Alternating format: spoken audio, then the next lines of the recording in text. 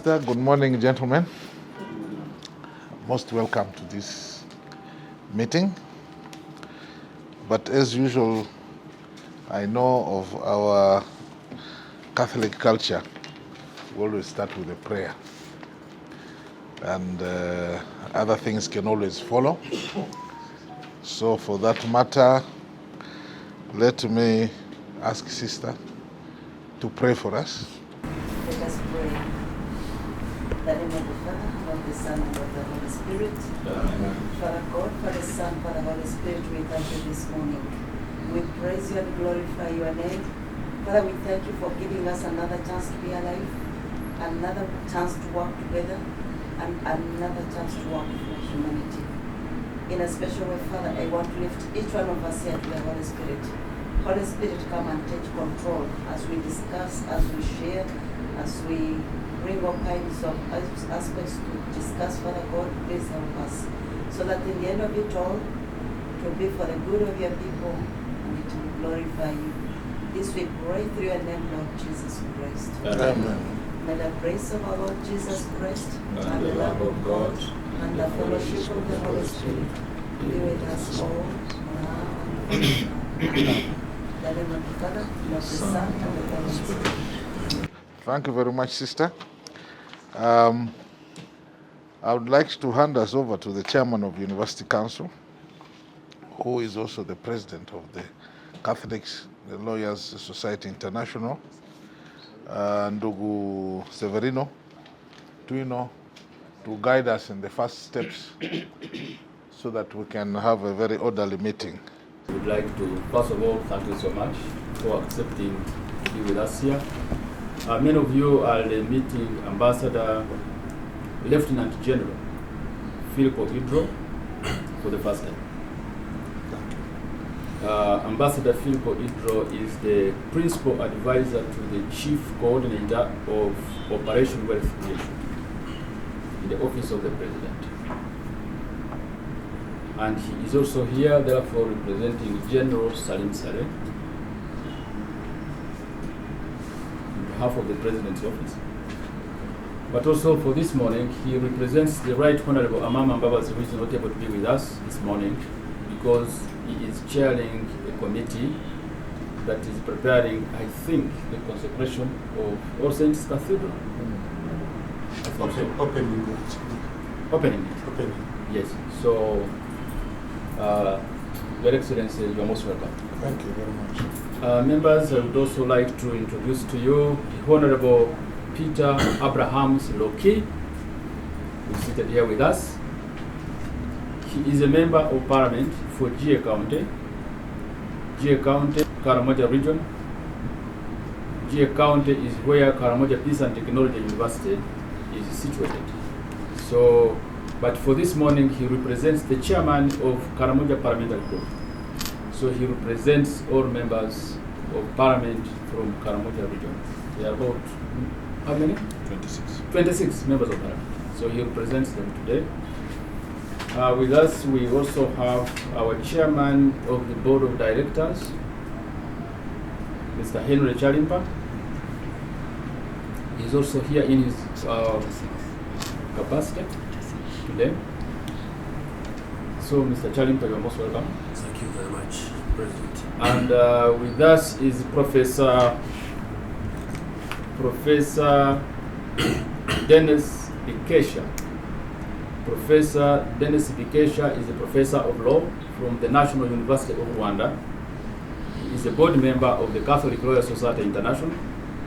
He came in yesterday specifically for this meeting.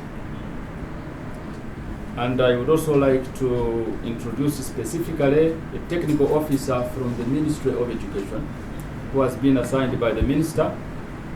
He is the Assistant Commissioner for University Education and Training, Mr. John Ochira Pakoni. Mr. John, you can stand up. Some people.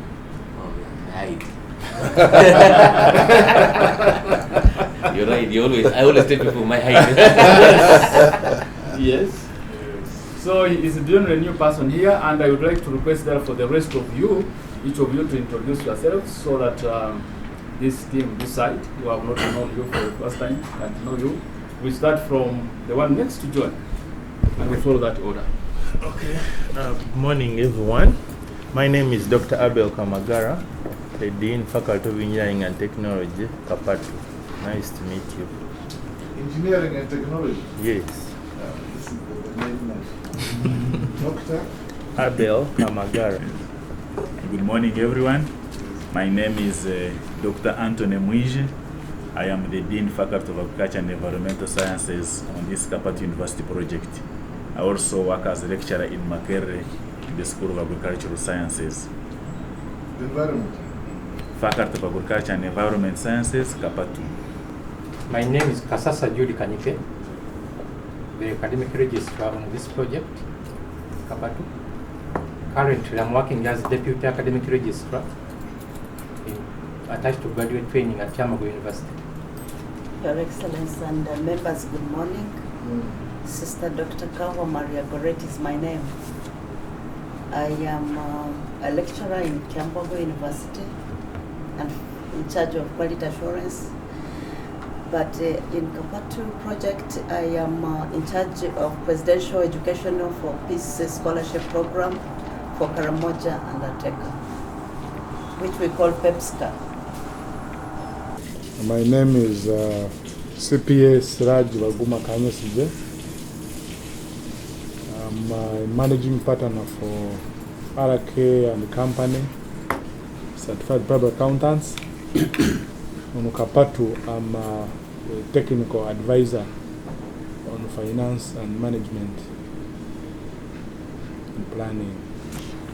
Members, I would like to just give you a very short picture of so far where we are. Since we last met here for our meeting, when we were chaired by the Chief International Fundraiser, the Right Honorable Amama Mbabazi, so many things have taken place. The first one is that the government of Uganda has taken up the responsibility of making sure that KAPATU, that is Karamoja Peace and Technology University, is included in the national planning processes. The National Planning Authority included KAPATU as part of the national development planning process. And secondly, KAPATU has been included in what you call KRDP, 10-year development plan. KRDP is Karamoja Regional Development Plan for the next 10 years, and it is one of the key priority projects that must take off within the first 18 months as we speak. So Karamoja Peace and Technology University must take off. It is a priority agenda for government, and so that is why we have been going through the budget processes with the Ministry of Finance, trying to work back and forth, and the Ministry for Karamoja Affairs. The Minister has appointed a technical officer called Peter Amodoi, and I'm glad that the Ministry of Education has also assigned a technical officer, an assistant commissioner. So we are now very fully synchronized, and so we should be able to move this process very fast. Secondly, so that budget process is going on, and the BASA and his team, which has been chaired by Mr. Kanyesije Siraj, to make sure that it moves. It has been a consultative process. They have got something that they are going to take us through so that we see if there are any adjustments that we need to make to it. Because we must have submitted to the Minister of Finance by 15th of November. So we are running, really. Time is not our ally. So concurrently, what we are doing, Your Excellency, is development of academic programs. When I sat with the chairman of the board, we decided that given that we are now moving together with the government, we don't just run with the programs per se. We must get back and make sure that our programs that we teach at the university are synchronized within the national planning needs. So Karamoja Peace and Technology University is not an ordinary university. We are not just going to teach things because the things are taught. We teach things, we teach the science that is appropriate for Karamoja. so that the university fits the purpose for which it has been established. So that therefore has has meant that we have to sit down and go through our programs and go asking ourselves questions from each program. We go through paragraph by paragraph, letter by letter. This thing you have written, does it respond to the government needs? Because the government needs are simple. We are looking at the factors of production. We are looking at value addition. So are we teaching for the sake of teaching? If we teach, are we addressing the question of value addition in the area of agriculture, or we are just teaching for the sake of teaching? If you are teaching agriculture, is it appropriate for Karamoja? Do you just go to Makerere University or Chambogo University or Guru University for that matter and copy the syllabus and you go and apply it? We can't. So this requires thinking on our feet. So this is why we are now talking about customization of the university programs which are supposed to be taught. So once we have gone through that process, which we are supposed to begin, as we will introduce to you later, then can we say we are ready and we deal with National Council for Education to go through our programs and then approve them. Because our university is a two-tier university. Some people have not realized it. This is the only university where we admit people who have never been in school. So the first tier of the university students that we admit are those who have never gone to school and those who have gone to school and failed. So we take them through skilling, create pathways for them to be able to join the next category. Once we have given them taken them through those processes, give them certificates, train them into these practical things, and that is the biggest number of the people that we have in Karamoja. So once we do that, that's the first category, but there's also another category that runs concurrently, because these are those who have qualified after senior 6 and have succeeded. And for them to be admitted in the university, they must meet the international admission criteria into the university. So it is a university that is running two programs at the same time, that addresses the needs of the ordinary people, and then also it meets those. So that is how we are structuring it. So that will require that, Your Excellency, we shall have to find time, identify a hotel where all these gentlemen and ladies can go for 2 weeks and we go through them. Because this is not business as usual. We had education we inherited, imposed on us by the Europeans. We didn't even know what it is intended to achieve. But now we are at a time where we can't just teach things Africa learns about Europe or Europe learns about Africa, and whatever is written, we will not do it.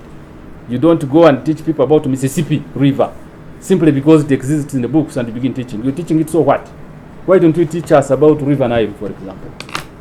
Why don't you teach us why River Nile is the way it is? So, briefly, Your Excellency, that is what I wanted us to and the deans will, for the benefit of this team, take us maybe 5 minutes, take us through, so that the members can understand what exactly you have in the program, so that we are able to speak at the same wavelength. But before we do that, I would like to, Mr. Chairman, Your Excellency, I would like, now having made my remarks, to seek your indulgence to allow me now to hand over, because we are now entirely in your hands as our chair. Thank you. I'm most obliged, Your Excellency. Thank you very much, Chair, University Council. Ladies and gentlemen, before we came here, we had made a brief observation of what we should do to have a fruitful meeting. In that case, then, let me start by asking the chairman board to make a few general remarks. I also take this opportunity to welcome you all colleagues and honorable members of Parliament present with us here. Thank you for teaming up to do this noble cause. This is a noble cause because, Your Excellency, ever since we started this idea, we've been doing it through patriotism. And I must thank all the members who are here for that spirit of patriotism. Because it is very rare to draw all these members from their wonderful desks and offices, and you bring them together as and when the need arises. We must really not take it for granted. We must forever be grateful Can we congratulate ourselves on that? Because this is really...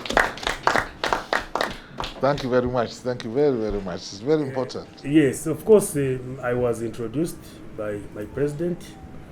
I am here as the chairman of the board of directors of CLASI, or Catholic Lawyers International. And as you know, this idea was first conceptualized by the Catholic lawyers. And then in the process of trying to make it a reality, we had to request the church to come in, and while we were still moving it together, the government came on board. So I must say that this is one program or project that has been so lucky to move this fast and even to get the full blessing of the government. Of course, I wouldn't want you to be surprised. All of us grew up knowing Karamoja.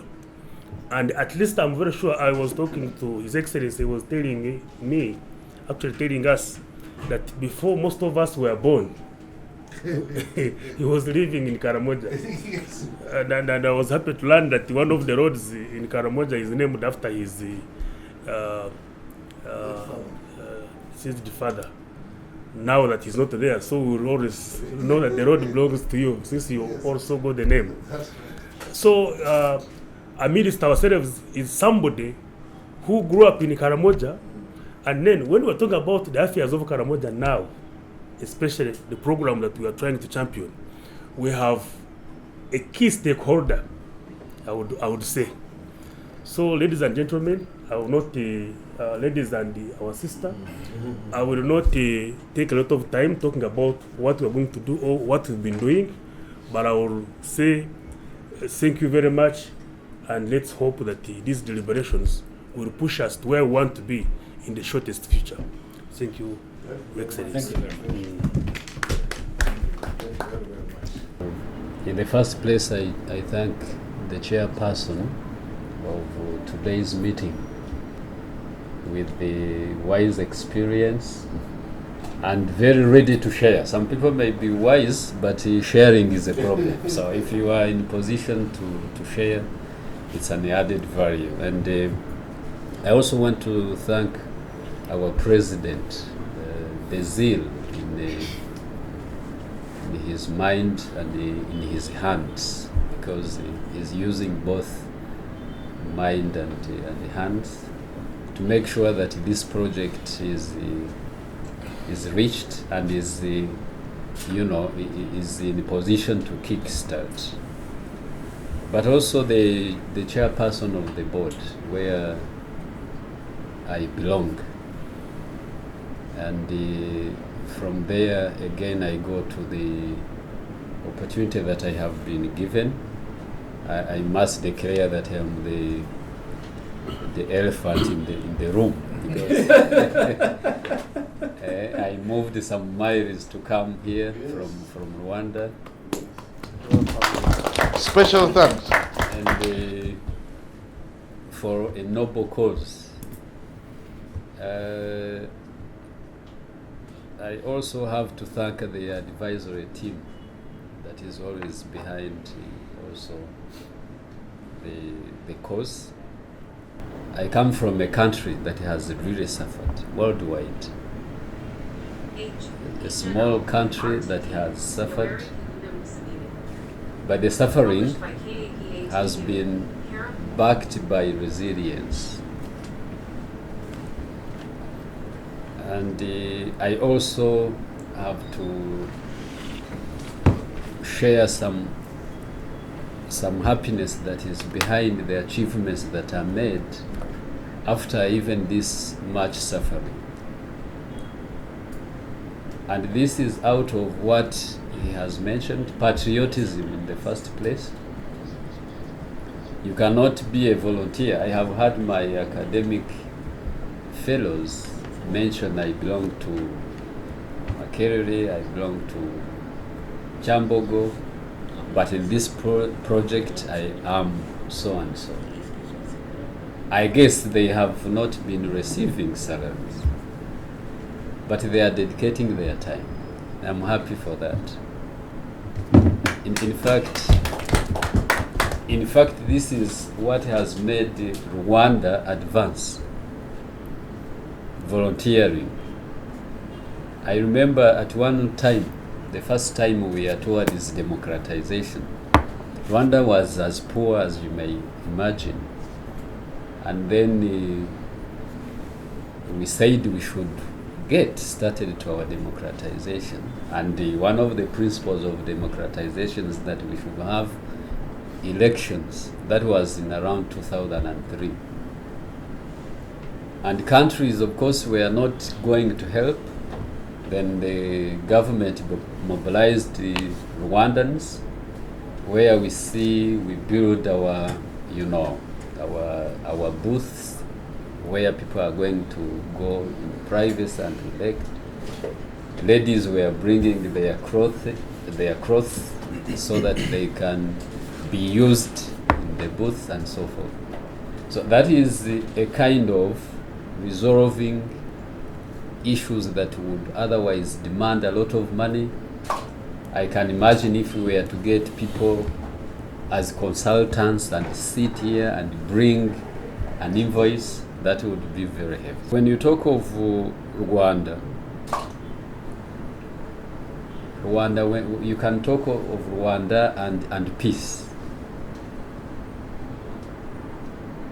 When we have Rwanda and over 1 million people, 1 million lives have been lost in the genocide against the Tutsi, the first problem was how do we advance in peace building? And I'm happy, as he has mentioned, to have started in 2004 with the local community courts that tried over almost, in fact, 2 million cases. That was, I think, the first in history where we can borrow a leaf. I don't mean that Karamoja is the same way, but the efforts of peace building should be in the same way. Even if it is one life lost or one life probably, I would say, persecuted, it's a matter of looking for peace, of building peace. And when we have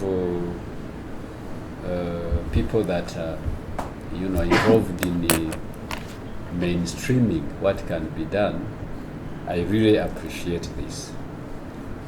Myself as a lawyer, I have not been not only involved in the legal matters, but I have been involved in peace building, which I think, and I pledge, I am in a position to share some bits of my experiences. And where you cannot get experiences that I have faced myself, I know even where to knock and say, in such a circumstance, how do we go about it? Yesterday I was in Gulu.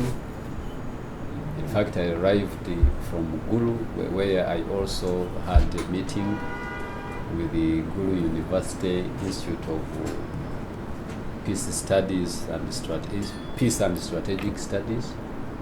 And in Gulu there is also that problem because of what has happened with Konyi and before with Aristilakwena.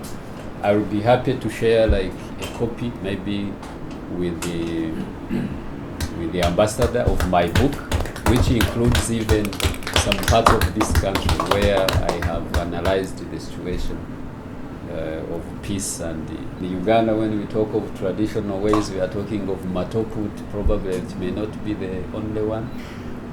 In Rwanda, we are talking of Gacaca courts.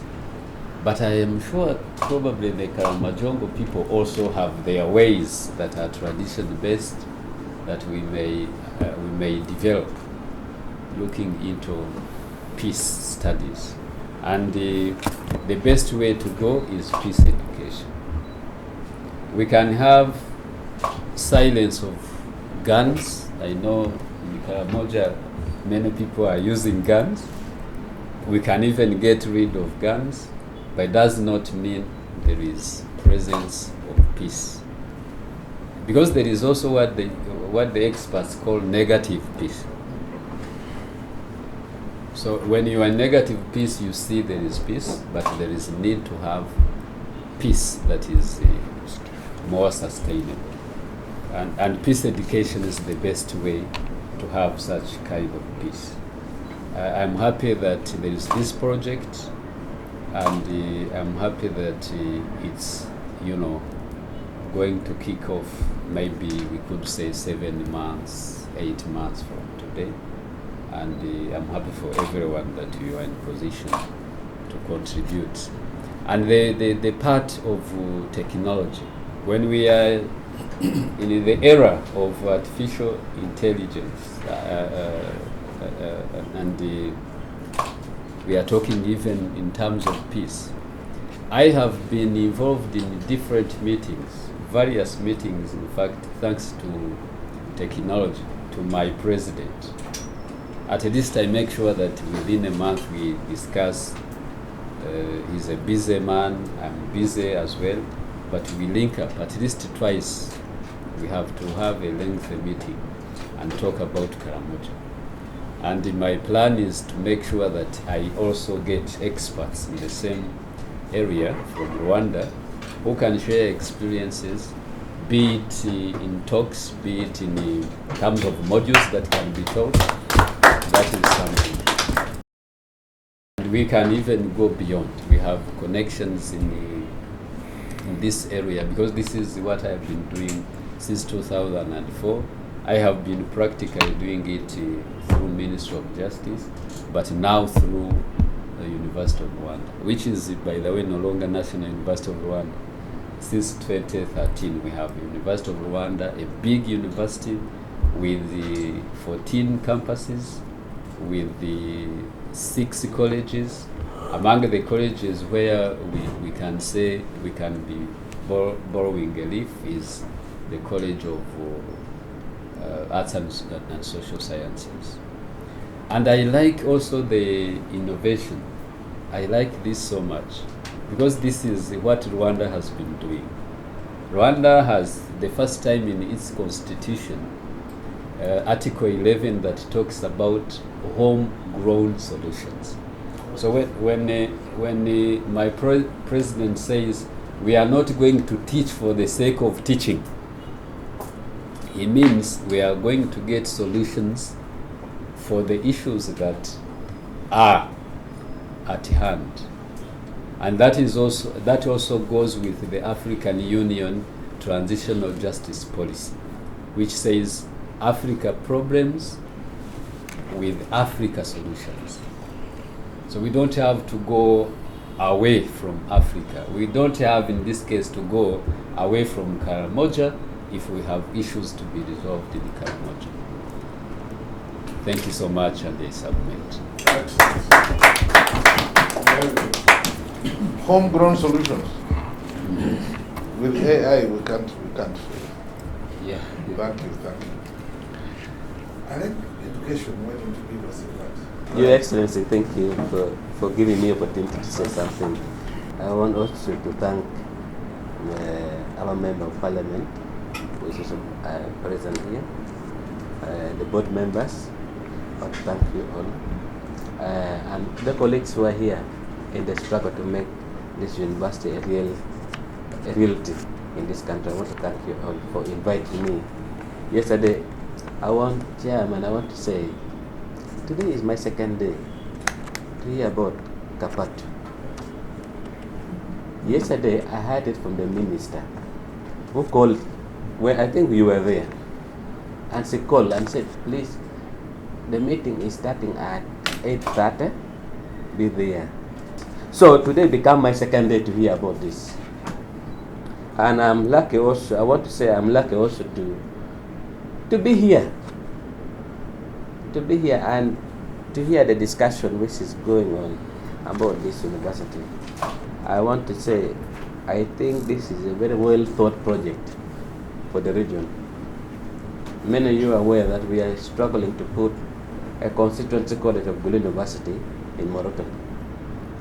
And the construction is already on. And we think, we have all along been thinking, with that constituent college, one day we shall have a university in Morocco. And that university will be for Karamoja. And that university I have actually been very closely following on behalf of the ministry also. But I see God again still taking me again to also to be seeing this one also, to be closely working with you on this project. I think I'm a blessed person. I want to say so. I want to say I commit myself to work with you. Beside my busy schedule, I will be working with you. In my door and our office and the department is very open. Yeah. And we shall be linking time and again. In case of anything that is taking place, please make us informed. And Chair, I also want to say, through you, we are going to organize ourselves as a department and invite this team. You might not be there, but we might invite the Chairperson Governing Council to lead some few teams of the members to come and present to us also the project plus the academic programs, because I think with our experience of moving time and again in Karamoja region, our people will have a lot to input. Because if you ask us the way we have been thinking about that university we are starting in Morocco, there are many things we have been thinking about how best Karamoja region can come out. Our scientists from Gulu University told us that that land is very fertile. That Karamoja region has the best fertile land in the region, in the country. That's what they have told us. And that's why we are saying that university should also have agriculture part of it, so that we begin to provide solution for food security in the region. So through you, we are going to invite the team to come and make a presentation to our department, in fact to the directorate, so that it become a bigger thing, so that we also, many of us get to know what is actually coming out from KAPATU. That is a request. And also, Chair, I also think through that is also a consultation, because when you're opening a university, there should be a wide consultation from various stakeholders. And I think Ministry of Education, apart from me coming here, we are key stakeholders in that. In fact, we should have started from the beginning. We should have been with you from the beginning, from the inception itself. But today I think it is not late, because if the minister yesterday called and today I'm here, it is not very late.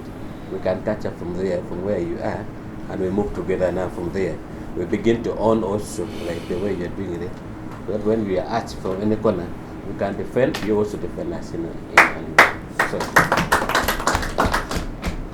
So that is actually the request, Chair, I'm put in front of the table. While you are still talking about Karamoja is the most fertile, as you are informed, let me validate. Karenga today has grown much more maize than you know. They are looking for export market. If you want to eat groundnuts, you go to Kotido. They will give you the best groundnuts you have ever tasted, if you didn't know. And the honey in that area, I also have been eating cheese from Namalu, if you did not know. And rice also from Namalu, and maize. So don't let them tell you, but you can know from us that Karamoja is not only the most fertile, but according to CNN, the Park Kidepo is number 10 most beautiful place in the world, if you didn't know, according to CNN. And according to, I'm now letting you know, according to CNN and also other studies, Karamoja, according to tourists, is the most beautiful part of Africa. And it is a completely different touristic center from the rest of Uganda, even in the animals and birds. Because you don't have cheetahs here. You only have leopards. They have both. You don't have eland here. They have both. You don't have dik-dik here. They have. And I can give you 430 bird species, which Karamoja has. You don't have this side. So I can tell you many, many things about the flora and fauna and even the scenic the ISIL bugs and so on. So I think we better invite him to come and validate. Sister and gentlemen, this gentleman, we have today nicknamed him GA International. The Honorable Peter Abraham Lokii is the Member of Parliament for GA. GA, this is in the Kotido. And so, if there is anyone who can speak, there are some people who have never seen a GA. So now there is a GA proper here. Honorable. Thank you. You're most welcome. Thank you, Council. Your Excellency, Ambassador and members, good morning. Good morning. I want to say thank you for this meeting. You can be sure that these are the meetings I will not miss. When he called me, I was in Moroto. I left Moroto yesterday at 8:30 p.m. I bring apologies from the chairman of the Karamoja Parliamentary Group. He is in a committee meeting, Committee of Budget in Abuja. I was as well in Moroto representing him. The stories in Moroto are the same stories we are talking about here. We are having the ministries for East African Community Affairs of Kenya, Uganda, and South Sudan leading a peace process. We've been having something called the East African Peace Caravan for the pastoral communities. So we are receiving reports of the previous two caravans, and then there will be cross-border dialogues that will end up in South Sudan starting tomorrow. I can assure you that KAPATU is one of the things I did not miss to mention. This has been exciting news to the governors of Turkana and the governor of Eastern Equatoria. These are Karamoja. We speak the same language and do the same stories of struggling for cows. So you can be sure that when KAPATU takes off, there will be more students that will come from across the border than we expect. And even as we sit here, most of the students from Turkana, most of the students from South Sudan actually come to study in Karamoja, in the primary schools in Kabong and in Kotido and Moroto. There is a minister in the county government of Turkana, a young man who came and studied in Moroto with us, and eventually went to Makerere, he was in Gulu, he worked for NUSAF. So when we get there, it's a very strong link that we have. Ambassador, you forgot to tell the education man that Karamoja is the cradle of man. Oh yeah, exactly. Exactly. When you go to Turkana, there's something called Tobomlore, come back home. That's what it means in Karamoja, come back home. For them, they celebrate an archaeological finding by Dr. Lokii of a young man that lived 1.5 million years ago. Yes. But when you come to Karamoja in Moroto, you will find archaeological evidence of the earliest man that lived 20 million years ago. Exactly. Morotopithecus, Bishop. So, you can imagine that the university is coming to the cradle of man after all these years. But something consoles me. I'm a believer in predestination. So when I heard about KAPATU and I was the MC during the launch, I felt an answer finally has come. And the beauty about the answer of KAPATU is that it comes to the epicenter of conflict, for those of you who did not know. Maybe, doctor from Rwanda, you need to capture this one. When GA, the people called the GA, are at peace, Karamoja is at peace. When there is the bad feeling among the GA, you will hear the Iteso crying, the Acholi crying, the Lagi crying, the Turukana crying, the Mathediko, the Dodos, the Bokora, everywhere is just. Two, with the story of that peace and technology. Our people before, when you hear about guns, Ambassador will tell you how the Martinico took advantage of the overthrow of Amin's government 79. and accessed modern guns. But before that, our people were involved in metallurgy. They were breaking bowls and getting pipes to make guns. Now, with that crude knowledge, how much more shall we have when the technology that is modern now introduced to the people? I am sure we'll make big progress. And I think that's the beauty of KAPATU. Two is that we'll have the opportunity to transform this knowledge, the primitive knowledge people have had, to make them more productive. And three, for too long, government concentrated on its sovereignty. But finally, we have come together. Government now is fully in Karamoja, and there's a transformative agenda that President Museveni is deliberately setting for Karamoja. His view is that in the next 10 or 15 years, Karamoja should not be what it is today. We should be talking about a modern way of keeping livestock. We should be talking about value addition and manufacturing and so many other important things. Now, this is critical because in our cross-border relations, there is something that we have been working on. Ambassador, you know it. We would like to bring our heads of state of Kenya and Uganda to sign an MOU on promoting peace and security along the borders. And that comes along with something called a resource sharing agreement, because the Turkana have to keep searching for water and pasture on our side. We are also saying let's strengthen business relations, but we are also looking at social service delivery, among which is KAPATU. Certainly, we would like these children, when they come to go to school, we would like them to have health services. We would like to have livestock disease control programs along the borders. So you can see KAPATU, you have a fertile ground where to kickstart progress. Livestock keeping has been a disadvantage for us. Everybody knows about that. My late father used to tell me that they used to go to Lotome. Lotome was put up by missionaries 100 years ago. But you can imagine somebody walking from Karenga, from Kotido to Moroto. Yes, and then Lotome. To go and study in a primary school. Yes. And at that time, you are only given the opportunity to study up to primary 6. You are not allowed to become too wise to question things. So those were like how many miles? Moroto, Napak, in fact, Lotome Kotido is like 120 kilometers. And then you had another 150 to Karenga. Yes. And you are studying day. That's the most difficult one to even comprehend.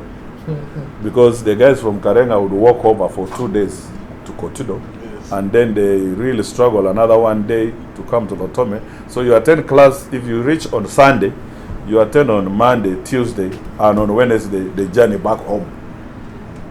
But they were able to make it. And but that's others why are studying throughout the week. Yes, but after all those studies, we only get one first graduate in 1964, Joshua Cole. The rest of the people went back to participate in the conflicts. So the question of livestock, transforming and commercializing the use of livestock will change many things for us. And this is what has kept everybody away from school.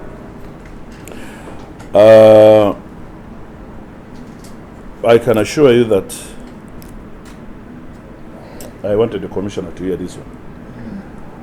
We are very grateful to the Speaker of Parliament for allowing us during the Gulu sitting to introduce a motion on compulsory education and also to create the amendment to provide for government to support KAPATU. And I want to assure all of you here that we are working together. We formed something called WALK. West Nile, Acholi, Lango, Karamoja, plus T, that is for TESO. When I brought the story of KAPATU on the floor of Parliament, how I wish you were there to see how they actually took it up, how Lango took it up, how West Nile took it up. It's like, osh, this is the answer. One, not because of the opportunities that KAPATU is going to give, but KAPATU coming to bring a solution to conflict. that there will be peace between Karamoja and the neighborhood. And I think that will be the greatest thing that we can have, because there's no way KAPATU is going to operate in conflict. We need a conducive environment. And since we are going to put our hands to create that environment, that makes a big difference. How I wish you had the chairman of WOC saying that, no, we need that university because we must go and study with the Karamojong together and understand these people and they understand us. I thought that was beautiful. So you can be sure that the Greater North is in support of this, and I can guarantee that KAPATU will have all the necessary funding even when it comes to the issues of supporting the budget. That's the central role that I have taken as a member of parliament of the KAPATU University. I am busy mobilizing members of parliament. Karamoja is already mobilized. It has also been exciting when I spoke to the members of parliament from Karamoja on what exactly KAPATU looks at.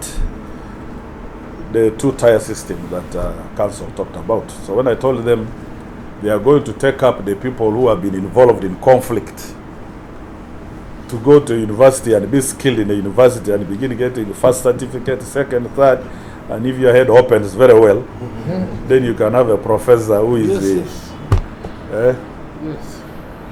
This is possible, and it has happened. Many years ago, I worked for an organization called Red Banner, Save the Children Norway. If you heard of something called HABEC, we are the people who manufactured it. UNICEF just came and now helped to enhance. There is a history in the GA people that when the colonialists first came, the first thing they did was they introduced livestock vaccination. That was a very strange thing. Animals being injected. The first reaction of the GA was rejection. So they decided to use a force on them. And when they had reached state power, a lot of people died, but also it increased the animosity among the people to totally reject livestock vaccination. The second round was when the Second World War started in Burma. The county chief at the time, a man called Nameo, had to forcefully conscript the people. So every time when people are brought to his office, there was a pen to register. So they said the enemy was the pen. Education is an enemy of the people. So they decided to carry out some traditional activities and buried the pen. As they buried the pen, they created a link. Every GA that went to school, one that would like succeed in terms of maybe going to O level, they would die. So over time, new formation came. So in 1994, we get elders seated and saying, no, we cannot continue like this. The Dodos have county chiefs, they have sub-county chiefs. For us in GA, we don't have. How can we, be controlled by other people? So they said, but you buried the pen. You finished your story long ago. So they had to call an assembly and said, no, let us reverse. Yes. So we then took advantage. Since I was also working with the organization, I gave a brief to the Muzungu guy. And then we went down and we got guys on the ground, and our first report was called Unearthing the Pen. So that is where alternative basic education for Karamoja began its journey. But the most amazing thing is that the first person who was a head teacher of the ABEC was a crowd leader who had never gone to school. An old man called Apollo Kuro. His job was to mobilize the children in his kraal to be in class. Now we said, what should we do for ABEC? What kind of school do we want? We wanted a mobile school that does not remove children from cattle keeping. So we have to set classes. Before you go to graze, when you finish the milking in the morning, you go to class. Then you go and graze the animals. So when you come back in the evening at 5, you go and milk the animals. After milking, you get to class. Number 2, we had to make a syllabus. The Ministry of Education supported us. That if the boy is keeping cattle, what does he need to learn? He must learn the animal diseases. He should be able to identify and know what prescription to provide. 2, we must talk about the issue of hygiene, clean water. How do you ensure you are living in a clean environment? So that kind of syllabus, and then numeracy, you know. But I can amaze you that ABEC produced graduates. Yes. There's a gentleman in Moroto yesterday who was introduced to us. He has done a master's. Yes, in agriculture. And he's heading a production department Yes. from ABEC. Yes. Now, if ABEC can do this without all the doctors, Yes. what about KAPATU? Exactly. It means there is hope, there is progress. The ground is conducive for us to support the government process of transformation. We will be very interested in the question of gender. Because when you look at the mathematics in Karamoja, how I wish the ministry man was here, he would tell us what is happening. When I went to primary 1, we were about 5 or 10 people. By the time we were in primary 3, we were just 2 people in class. And we went on up to primary 5 and 6, and when we reached to primary 7, the other gentleman went to the seminary. For me, I continued since I was not given the call. And at the end of the day, we have been the 2 people anyway. The other man is working as a health educator in Kotido municipality, and I'm here as a member of parliament. Now, when I went to senior 1, we had 6 streams in Moroto High School. But by the time we were going to senior 5, we were less than 20 people. Where did everybody go? Back home. To participate in the conflicts, to add value to the conflicts. I'm saying this so that you can understand the kind of environment that we are going to work in. So that we begin to prepare our minds, we begin to really see what is it that we can do in a different way in order to be able to change the situation in Karamoja. Yesterday, as we were getting reports of the peace caravan, everybody sang about a market in Kajiado, a livestock market that takes like, at every single moment when it's open, takes like 10,000 cows. And the most amazing, when the Karamoja described was, a bull was going for 300,000 Kenya shillings. That's 10 million Uganda shillings. I'd never heard about that one. And they said, yes, this is because of peace, because the Maasai don't raid each other, and because they are in peace, they are able to access services, and their livestock is improved because they are able to find veterinary services. They have ranches, you know, and then they talked about the milk, how everybody was drinking milk throughout, which for us is not there, because if you come to Kotido and you take milk tea, you will be getting down of the supermarket. So don't be convinced that you are going to get milk unless you go to Namalu. Amodoy has a ranch and is trying to do a lot of good things. So the people talked about how good peace can be, but nobody is putting his hands to say what should we do, because KAPATU will help us to deal with the question of mindset change. We are facing a big problem because our people are disarmed. There's a way you are saying it, that the guns can be silent, but there's negative, you know, negative peace.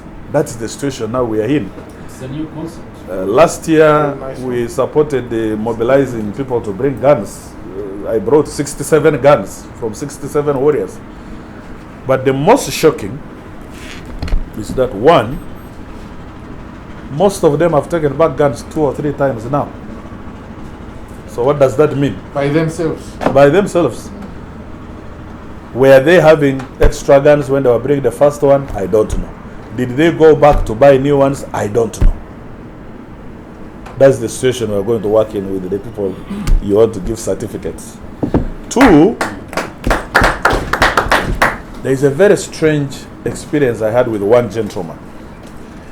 I helped him to take back his gun. When he took back his gun, he was threatened by his members. He had left behind those who did not hand over, saying, "You have betrayed us." So he runs to Kenya, and begins selling guns. The brigadier tells him, tell that guy if I find him, I'll kill him. So I went and spoke to him and brought him back. He gets arrested in an operation. He's taken to Moroto, court-martialed. He's not court-martialed, but he's brought to CMI headquarters and ISO. What do they find? In his phone, he had 2 numbers. One of them was a number from Ethiopia. I could understand, because we have the Nyangatoma, our people. You can call and talk in Karamoja, you don't need English. I could understand that one. But the second number was from Egypt, Alexandria. A warrior who has not gone to school. And he was in Karamoja. And he was in Karamoja. He doesn't know Egypt, he doesn't know Ethiopia. Now, the other man in Alexandria procures the guns and delivers them to the Nyangatom man in Ethiopia.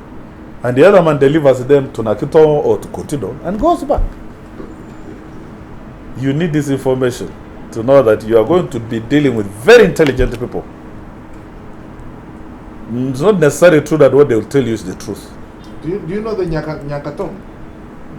The Nyangatom are the Karamoja in Ethiopia. Yes, South Omo. Nyakatom. Nyangatom. Nyangatom. Yes, these are the Karamojong in Ethiopia. Other authors call them the Dongiro. So you can see the kind of environment that we are going to work in. I hope this doesn't scare you, but should instead give you the stamina. But Karamoja is generally peaceful. For, I think now, coming to 6 months plus, Yes. it's been stable. There is a response from people bringing back guns voluntarily. But you see, this is a situation of dealing with uncertainty. When I also first came to Parliament, I used to question the President. How can you disarm the Karamojong when there are guns all over the neighborhood? What happens if these guys just strike us one day like lightning? Where shall we be? You know? But he kept on saying, no. It's not our responsibility to deal with guns in Sudan or Kenya. For us, let's remove ours. The UPDF is there to deal with external aggression. And I think it has worked for us. So now Kenya is beginning to question, why are we not disarming? Yes. How are we going to move our people through an MOU without disarming them? So I think that is a work in progress. Yesterday, the governor of Eastern Equatoria was also saying, I think we need to disarm. That is good enough for us. So if we are going to have that very powerful medical school you are describing to us, we will need it not to deal with gun wounds. We need it to deal with the issues of mothers, to help them to do cesarean operations, to help them deal with breast cancer, you know, to deal with the issues of children, infant mortality, maternal mortality, and not talking about gun injuries. That's the kind of Karamoja that we would like to have. For us with the protocols many years ago, that was the dream. If you heard of something called the Karamoja Task Force, every day we sat, we were talking about the new Karamoja. What should it look like? We said it should be peaceful, it should have social services, it should be industrialized. So when we sit and look at electricity and come back, we say, yes, I think we are arriving to the dream that we had. So you are going to be the great forces of change, but we will be with you. The members of parliament from Karamoja are committed to mobilize. Whether you, because now, we've been having primary schools. You can imagine everybody was rushing to Lotome. But now we have schools at parish level, and the people are not there. You know? Pulukol had to be pulled out of a granary the mother had hidden him to go to school. That's the truth. Now you can imagine if this man had not been pulled out by the parish chiefs. Yes, from the granary. He would be a dead man because he would have gone for a raid and maybe died there. And you instead he became a graduate of London School of Economics. Yes. I survived the raid. The killing. One night I was coming out for shot call, and so as I was shot calling at the fence as a young boy. Yes. The Karachunas were there. So, the moonlight was on now. The other guy was standing up, looking at the house where my father sleeps. Yes. So he did not see me. So as I was shot calling and I looked up, I see this guy with his gun set. And I just shouted, "Wah!" He jumped. Ran and the guy jumped over. By the time we went out, they had even already opened the exit for the cows. And they had driven them off. So by the shout alone made them to run and abandon the cows. The next day my father said, "Young man, to school. You have no business to die here." And today I'm here. Let us manage our issues. Let us deal with our issues ourselves. So we have ground, like the Bible says, the harvest is ready, but the workers are few. So Karamoja has too many of these workers that are far away from the things that we want to do. What have I not said? I'm still saying. So I think we need to begin to get ready. The governor of Turkana is in a discussion with us to see if we can have exchange programs so that there are schemes for scholarships. We could also take some students from Karamoja as a way of building a good environment for our people to live together. You know, for us when we grew up, if they told you, if your mother told you, "You Turkana," a child would cry all day. Because Turkana were seen as really very backward and wild people and what have you. But today after devolution, everybody wants to be in Turkana. If you go to the market in Lodwar town, it's like being in Nakasero. Because there you'll get all these things. If you want bogoya, it's there. If you want the pineapple, it's there. If you want sugar cane, it's there. If you want tomatoes, it's there. All the bagisu, the iteso, whatever is produced in the east, people are making money. But we still have people who are interfering with that trade. There is a road that goes to Kenya through Mount Moroto, Kosero, called Lawyer. The warriors have taken over. Yesterday I said the division commander, you need to move and act. What is happening? There is a bit of competition because there are two roads. There is one that goes through Nakiloro. That has been the official route. But these other guys, when conflict again developed on that route, the other people began using Lawyer. They also felt, no, I think we are making a loss. Let's also go and block the other so that these fellows come back. So you can see we have that kind of a big challenge. But we are also agreeing that let the students from Turkana come and study, let students from Toposa come and study, and then we see how we can, build up that kind of partnership together so that when people grow, they are not strangers to each other. You're able to go and call the other person by name and be able to work together and build peace.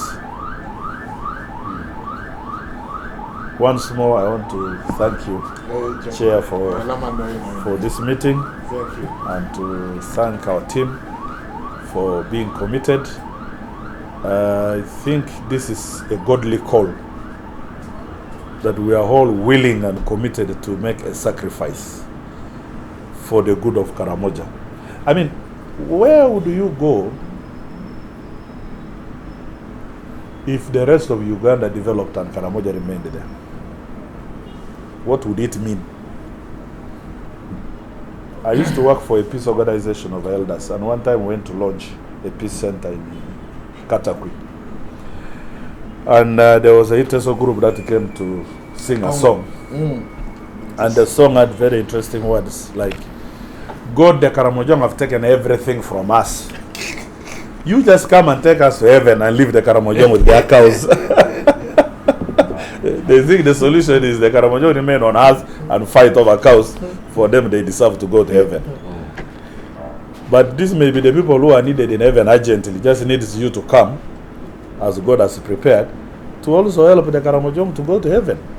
If they say thieves are not needed in heaven, honestly, sister, will you want to leave us behind when you have a task to save the thieves? I'm sure if Jesus came today and he would be crucified, all the GA would be on his right to say, please don't forget us. when you reach the kingdom. So thank you, sir. Thank you. Thank you, Honorable. Honorable, I can tell you, last week I had a meeting with the Rotary Club of Guru. And the chairman of Rotary Club Guru is a lawyer. He's called Walter Ladoire. So he has heard about Karamoja Peace and Technology University. And he said, if we can educate Karamoja, then we here in Acholi will really be peaceful. For that reason, they have committed $1 million. Yes, Rotary Club. KAPATU. So that the Karamoja can go to school and they have peace. And this agrees with what we say, that when the GA are not happy, everybody in Karamoja and in the neighborhood will feel it. So that shows you how serious the question of peace is. There's another gentleman, this time from Pade, called Okero Sam. Okero Sam. And he said, for that reason, if that is what the Karamojongs are beginning, they are also going to school. If they can keep there longer, so that we are peaceful, I have committed 50 million Ugandan shillings. So you can see, when the Honorable says that when Karamojongs are not happy, especially the GA, that the neighbors feel it, you can see the impact. All the way from Pade, 50 million. The Guru City said, if Karamojongs, we can keep them in the university for as long as they can be there, $1 million on the table for KAPATU to begin. So you can see that there is commitment to making sure that Karamoja really moves from where it is. Thank you. Your Excellency, I think now you have an idea. Yes. It is our pleasure to listen to you. Thank you. So that you can give us, drive us the agenda. We are ready to listen to your wisdom.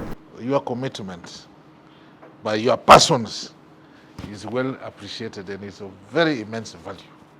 To see other Ugandans concerned about a Uganda which others have forgotten about or have their misinterpretations, I take that as my satisfaction of today. And I really, in my heart, I'm clapping for all of you for this. And I would like us to share. Really, this is very exhilarating. I say this because when you heard that there is an Idro road in Moroto, it's because in 1959 my late father was also sent there to work. And I grew up in Karamoja. I'm older than him in Karamoja, because in 1959 he was not born. But I've always felt for Karamoja. And so we are together in this. So this really links me and you all without any conditions in a seamless manner. So I think we're just a family who are committed to Africanism. Karamoja is an extension of our great Africanism. And I'm in my element now. I want to share this with you. And on that note, I just want to say a few things to tell you how I understand the world. I want to quote one of a man flying in a plane with God all over the place. And that is Britain. You see London City. Yeah, that's the USA. You see Washington, New York, fantastic. And then there's a place where they found nothing. So the man sitting next to God asked, what place is that? Then God said, don't ask. I forgot, that is Sudan. In other words, they were saying that Sudan had been forgotten by God. The question is, did God forget Karamoja? I want us to understand that these things do happen, because later on, Sudan also got a lot of riches which many people didn't know. That's why Sudan is in trouble. If you know the wealth in Darfur, the wealth in Kordofan, the minerals they are available, it can tell you a story. God didn't forget, but the human beings did not see, including the residents. So that is number one. Number two, a similar kind of thing. 3 people went to God to ask. The first one was the African. When there, God said, yes, Mr. African, what do you want? He said, I want everything. He said, go, I've given you. So the man went. Then the German went. He said, yes, Mr. German, what do you want? He said, I want a compact country with everything. Go, sorry, I give you. So next comes the Englishman. So God said, hey, Mr. Fish and Chips, what do you want? Said, my Lord, I just want the addresses to capture them. Because they got everything. So Africa got everything, and the Europeans, especially the English, captured us because they know what we have. We don't know it. We're like the Sudanese who didn't know what God gave us. And I think that's where the major problem is. Because as a diplomat who has traveled the whole world, and also a security person, my professional is intelligence. So I gather the information. And I can tell what's going to happen in the next 20 years in the world. Because I see the global dynamics and I read them. What we call threat assessments. Africa is changing and is growing. But in a fast changing world, what does that mean? And that's the dynamics we have to have in our minds. Yes, we are developing, but the world is changing faster due to IT and other things. So how does that affect us? And how does that affect our understanding of Karamoja and Uganda, therefore, but also as us as human beings? So that's really my concern. And what does that mean? Because even the Catholic Church tried to define the world. And we have a solution. The Muslims have a solution. The others also have. The Hindus have. And we're supposed to be universal. I don't know whether we're universal enough yet. Because by that time, I'm not sure our leaders of thought could conceptualize it enough. But that doesn't mean that they were the end of the concept and the definitions they can give about humanity. And we're a continuum of that, so what is our view? Because God was not completed in the interpretation by our grandfathers, Augustus and all that. I think we are part of the equation also to define. Sure. And therefore, what is our definition of this thing called man or woman or both? So that we give it the best of opportunities, the best of chances, and the best of itself as created by God. Can we? At least give it to the Karamojong is a question that I want to ask. And how fast? Because all of you have spoken of the need for that. But I'm not sure whether we have defined it enough. But I think that's a headache that the university is trying to do by saying we want a two-tier university. Mr. Chairman, that is what we're trying to do, and we are also aware that Scotland, for example, Scotland, it is in Europe, 2,500 words of Scottish and Karamojong words. This couldn't have been by accident. No. So the person who was defining that God, I think he should have listened to us before he said that. Exactly. So these are the things that we have to unearth. I think there's a director for research here. And these are the issues. Are we searching enough to give? So to me, this is very, very interesting and very exciting. Because how fast can we deliver? Recently, the president said he wants our economy to grow from $50 billion to $500 billion in 10 years. And the battle I'm having with the finance and National Planning Authority is they have a deficit of certain concepts. And I think we need to correct that. Otherwise, it will also mislead us. So do we have any deficits in our defining the Karamoja equation?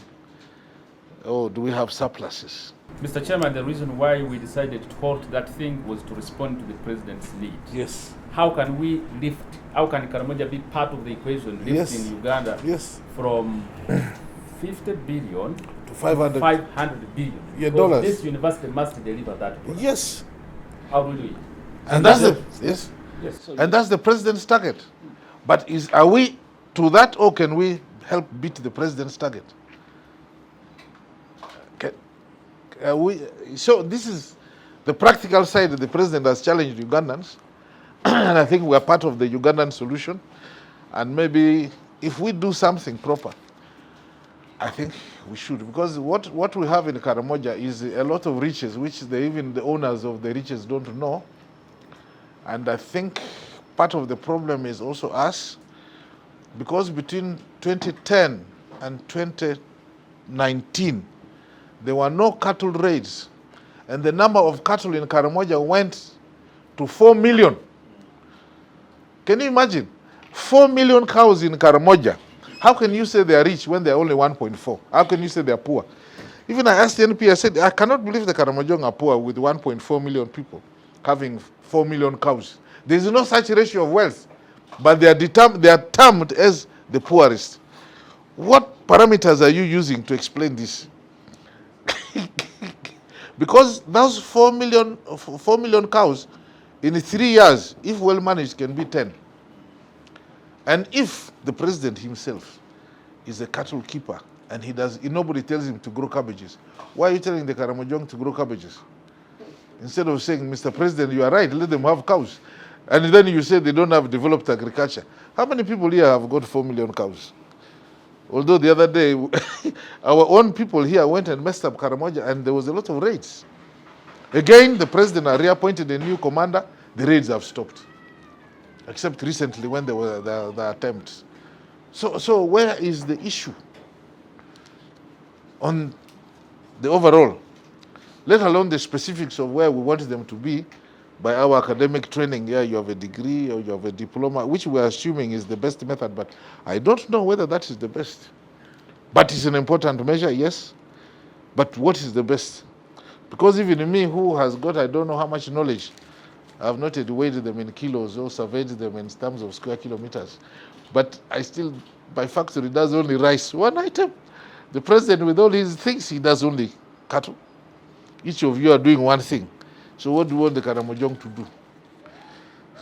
Yeah. So I am not sure whether... So these are, to me, the thought processes that are challenging me to ask myself, what can we contribute in real, proper terms to get the Karamojong to best do for themselves with our assistance. I think that's the issue of the university. Vice Chancellor, I think this is, to me, the question I'm asking. Because then what is our purpose unless we do that? I was in Shanghai many years ago. I think it was about 18 years ago. It's about 18 years ago, when I was the ambassador in China. And they asked me a very fundamental question.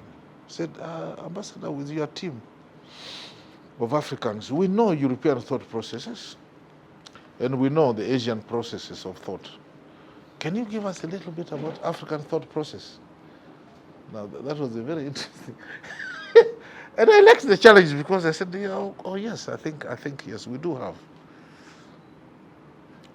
And I had been doing some studies. Then I said, but did you know that Christianity originated from Africa? I said, what? I said, yes, Christianity originated from Africa. Because the first 5 books was written by Moses. And Moses was educated within the pyramids issue. And so that was an African thought, if you didn't know.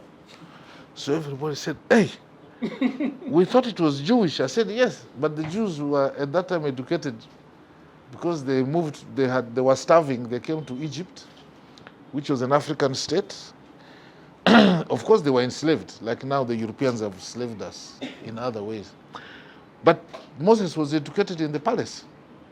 His knowledge was Egyptian, which was typical African.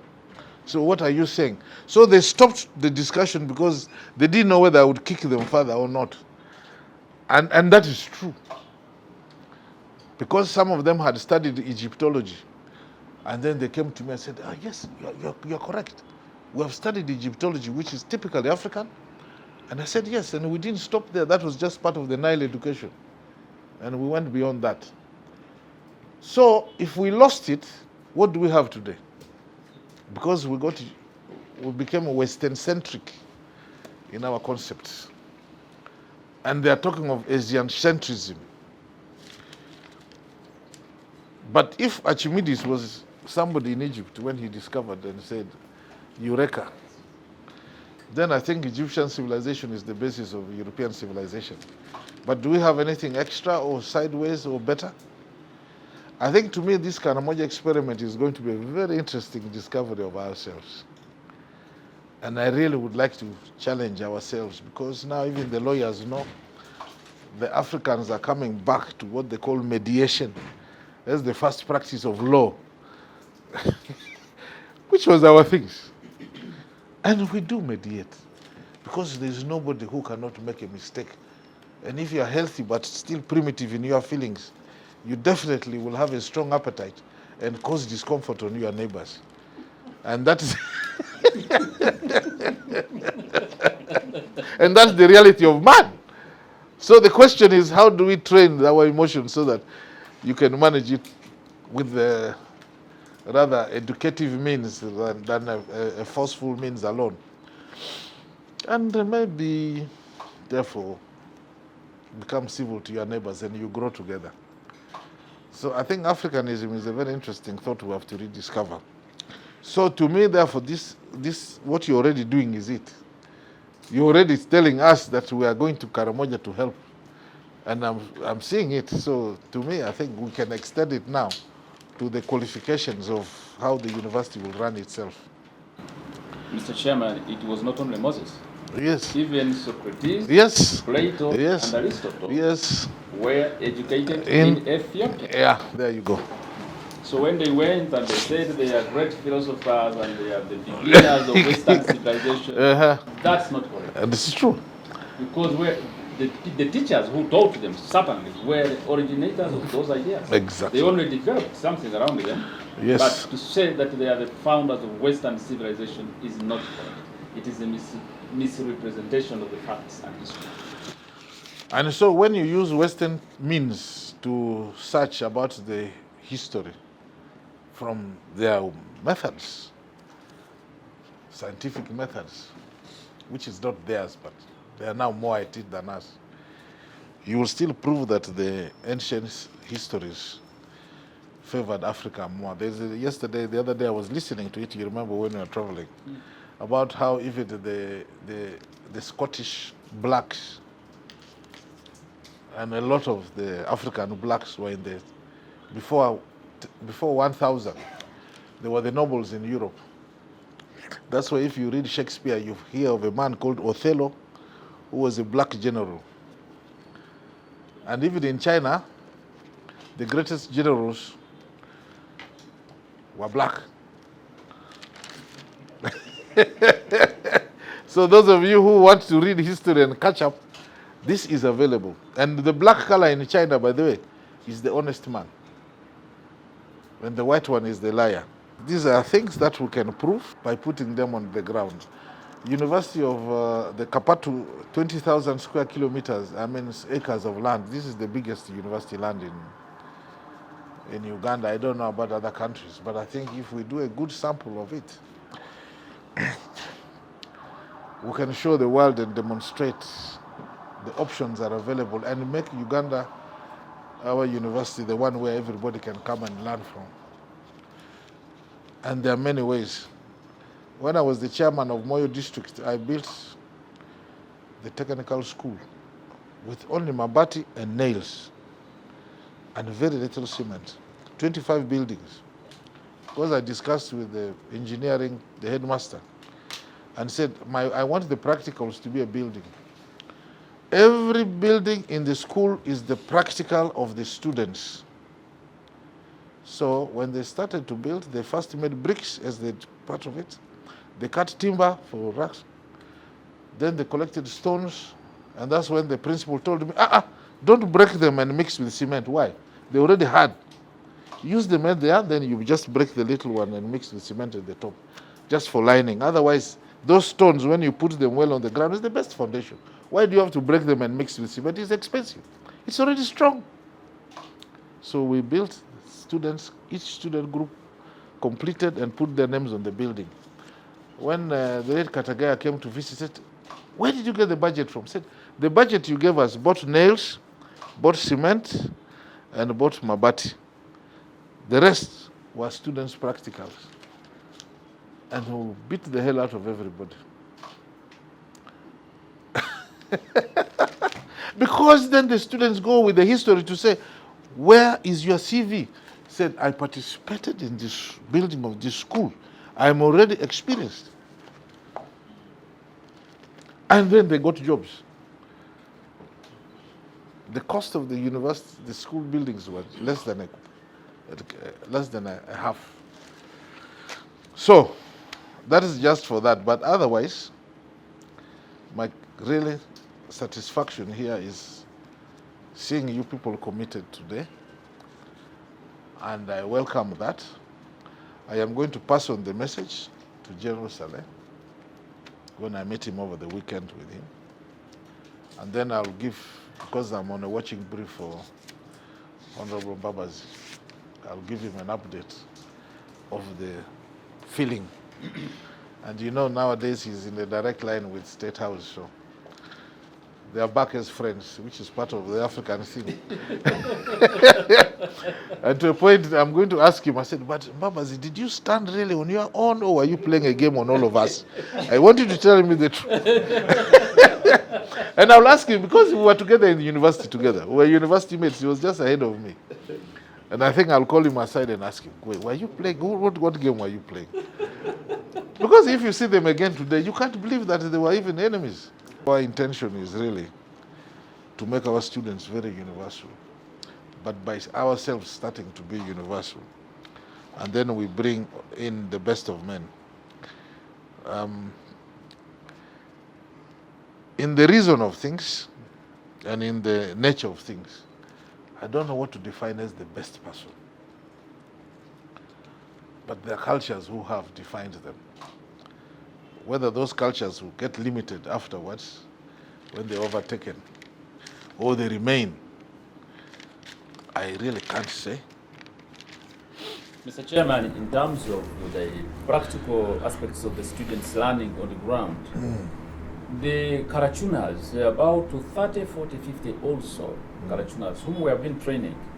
They have built a perimeter wall around the Bishop's Palace. If you go to Kotido and you see them, the perimeter wall, Vincent, is the perimeter wall over? Yeah, you see, they made these blocks. Scientifically, we got the experts from Soroti. The Bishop of Soroti Catholic Diocese sent them with the molding machines, and so they were given the science. So after giving up of handing over guns and giving up warfare, so we started training them. You train them, give them a qualification, and then you pay them to sustain them, and then you give them skills, and then they build. So that is precisely what we're trying to do. So we are going to cut in terms of spending on our infrastructure development. So we are going to help the government to fill that gap so that we provide employment, we provide skills, and then we provide income to the students. I think that's the most practical. It's a practical solution. There are not so many theories around it. We have the theories already, so we apply it. So it is consistent with the thought. Yeah, so if we can then teach them what Africa imports and Uganda imports, because they'll be in an education system, they can do the import substitution by what they produce. And that's the first line. Then two, also what the world needs, which we can produce here, we will produce for the world. As for the Faculty of Agriculture, the classrooms are going to be at every homestead. So we are working like, with our ABAC. At every homestead, so you teach somebody how to rear a cow, and the cow is there. It's not a theory. The cow is there, and it is his cow. So you put up something like a shed on which you train the person how to deal with the cow. So 80% is on his farm, and 20% you sit to give him or her the science. And if the cow succeeds, then he has passed. Yes. So you don't go to begin theorizing things to put marks on the paper when you cannot match the results out of it. And then we have a system whereby you pay your fees as you work and earn. You work, your cow produces milk. Yes. We pay you for the work you do, and we buy your milk, and the amount of money we pay you, you pay your fees. So the question of saying there is no fees does not appear in our calculation. I think that's a thought process that is missing in all our schools. You hear people have no school fees. How can you have no school fees when you are working? It's not possible. How can you say there is no market when we have a company and we can buy what you are producing? So the all those theory- things, so that means that KAPATU is a game changer. Yeah, the theory of transformation is You here. transform. When people talk about mindset change, they begin talking as if it is a song, as if it's so. You transform the mind changes by way of doing things, and when they believe that the things can produce results. So I think with that, maybe we can, Vice Chancellor, we can plan to beat the President's plan, because I think he did his devoid of this thought. If universal education and can start in this manner, maybe then we have the solution. I think. Yeah, actually, just like the Chair Council was saying, that all this is embedded into our flagship program under PEPSCA, which program I'm sure, given an opportunity, we should be able to disseminate, and especially with the Ministry of Education that we have dedicated. I think we should be able to concretize and make enough the MPs here, such that we can put our blueprint with the relevant input and see how we can work together in this project. This budget is looking at 4 academic areas. One is health sciences, another one is agriculture and environmental sciences. We have education, then we have engineering and technology. That's where the academic disciplines focus. But as we well know, the university, for it to run, it requires a number of other support areas, which we call directorates. There are around 8. Of course, we must have a library that is both electronic and physical. We have the academic registrar's office. We have the estates for managing and maintaining infrastructure. We have human resource. We have quality assurance. We have communication.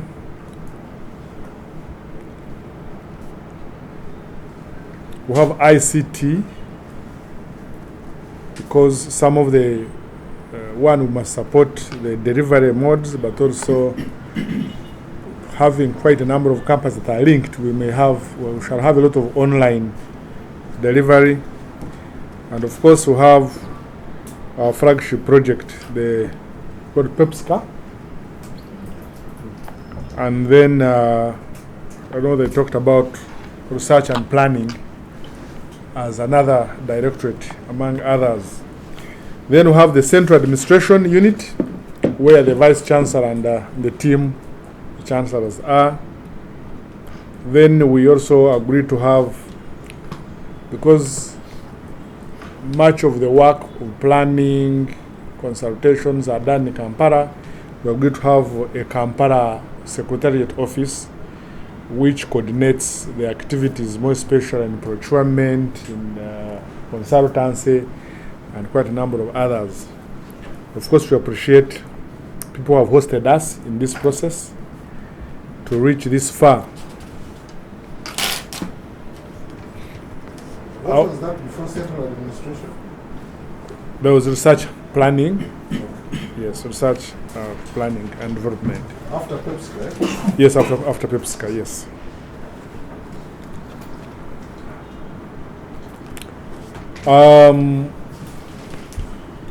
We've borrowed a template from Chambago University. I want to thank Sister and the team who helped us access that template, because we want to fit within the government reporting framework. So got a template for Chambago University and more for university reporting purposes. And therefore we've followed what the government needs to do, which gives us around three areas, mainly wage, non-wage, and then capital development. Those 3 categories. In summary, the wage expense for the first year, we are doing a 5-year plan, budget, but the Chair Council advised that let's concentrate on 1 year, then we shall do the others later. For us to arrive at the budget, maybe I can first give the figures. For wage bill, we have 52.9 billion for the first year. And this is mainly to cover the core team, academic program development, accreditation, research, paying the consultants that are likely to help us in that area. The second one is the non-wage bill, which has administrative costs, procurements of day-to-day consumables, 48.5 billion. And then the capital development, which is 78.9. When you add the three, you get 180.5. First one was how much? Wage is 52.9. For us to arrive at these budgets, we first had we developed some assumptions, which assumptions helped us to make it like an activity-based budget. What are we going to do? What we need to achieve in the first year? And our thinking was in the first year, we need to develop and get academic programs accredited. It's a long process. I want to thank the Chair Council and his team. At least the National Council of Higher Education has given us a green light. I want to thank the professors. They have been having sleepless nights, using their spare time, because none of them is paid a single coin. But they move right and center, do research. Really, I want to thank you for a job well done. We shall recruit the core team to put up the structures. We shall do stakeholder and change management, because it's like you spoke earlier on, and the members spoke, it's a very important area. I'd put a note here that if you don't invest in wealth creation and change management for your neighbors, you'd spend all that money investing in building high-raised fences for security. And at the end of the day, it's not sustainable. Because one day they will climb and find you where you are. You have been intimidating them. Exactly. By the moment you empower them to be productive, they will actually provide security for their own things as they provide security for you. So I believe that's what KAPATU is in there for. Then we are aware, I want to thank the Bishop and his team for giving us land and buildings, which is the core of in this project. But the infrastructure need to be upgraded. We need to buy certain tools and equipment to use in training. We need to build, for example, we are not aware that we are aware there is no warehousing for the academic staff while they are there, and even non-academic staff. For security reasons, we need to build a wall fence around the university campus,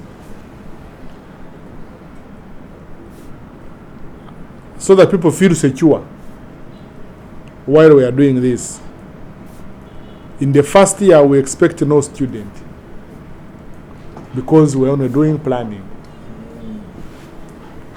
And then, once that is done, then we shall prepare for the second year. We shall start recruitment, definitely. But then second year, that's when we expect to have the first set of students.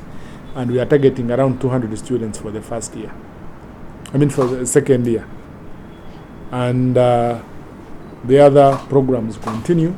But we have assumptions for first 5 years. Although I don't think it's necessary to give them this meeting, we shall be provided at a later date. If you want me to break down the budget, I know it's necessary. Okay, this is a crude measure. 200 students. No, this first year we have no students. That's setting up the infrastructure. Buildings, buying equipment, paying the technical teams that are building the academic programs. Yes. So you are not going to use the students to build? No. For the first year at least? No, because you don't have them, and you need to mobilize them. First, you have them in the second year when you have something where to begin from, because you need to get these professors and take them to Karamoja. Right now, when they go, they have nowhere to sleep. Putting them in hotels, yes, you can afford to pay them in the sleep in the hotels, but it's not sustainable. First year, I understand. There is a lot of infrastructure development At the beginning. along the way. Yes. Later on. Yes. But this is the beginning. This is just the beginning. It's okay. To manage I'm the staff, understanding. to get the staff to get well. The plan for infrastructure is quite big. We may end up reaching in trillions of money to finish the university. But for the first year, we need to deal with some of those. Salary and wage is going to be 12.18 billion. And then allowances, 8.4. Social Security Fund, 1.4. Move it down slightly, so we'll give the total there. So now the total for the academic is 22 billion for a full year of 12 months. We have the central administration, where the chancellor, the vice chancellor, the board of directors, and all the people who are in that area supporting the startup of the university. There are salaries there, allowances, NSSF 20 billion. Then we have the central administration, which is linked to the academic, but that's where we have 4 billion, 3 and 4, and then 498 as NSSF, total 7 billion. Then Directorate of Planning has 1.7 in total. Estates 1.7. The non-wage has a lot of workshops and meetings, staff training, books and periodicals, educational materials, advertising and public relations, meetings and seminars. Move down. We have board meetings, information technology, welfare and entertainment. Move down.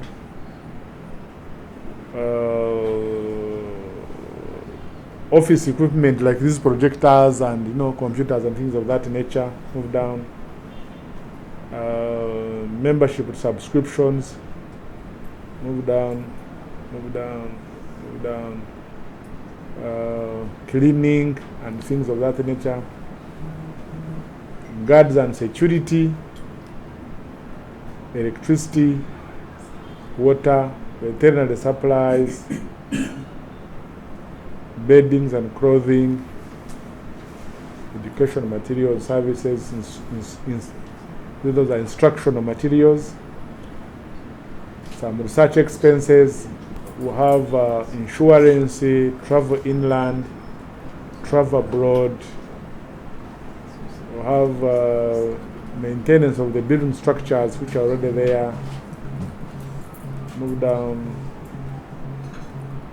Maintenance of machinery and equipment, other fixed assets.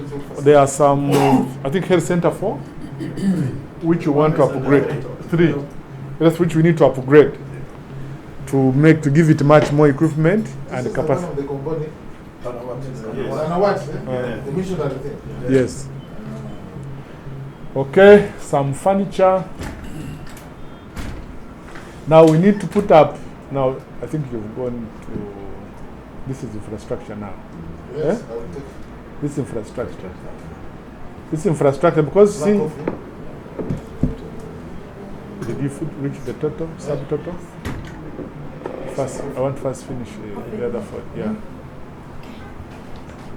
So, Chair, I want to show you now the subtotal for non-wage under the other program. Yes. Here we had 5. Yes. I think let's subtotals so that we are. Let's have this. 5.5. I want first take this up so that I fix the headline. under the academic units, first has 5 billion, under the central administration, 17. 14. Then 14, that's where the majority of the directorates are, which include human resource and all others. Then we have planning, 375 million, estates, 7.49, then academic registrar, 2 billion, library, 593. When you total the now the non-wage, it comes 48.5. Now we've got capital development now.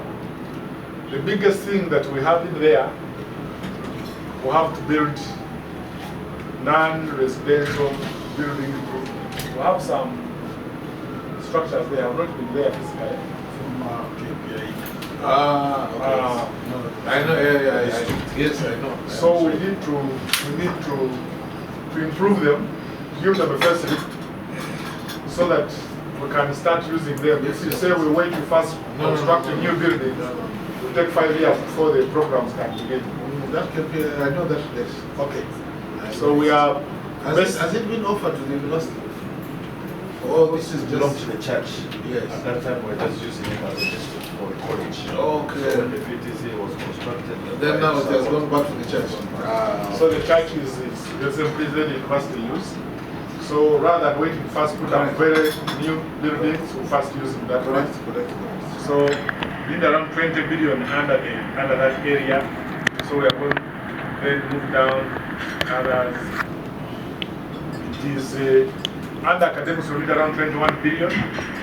Central administration, because we must put up the office administration where they are going to work from.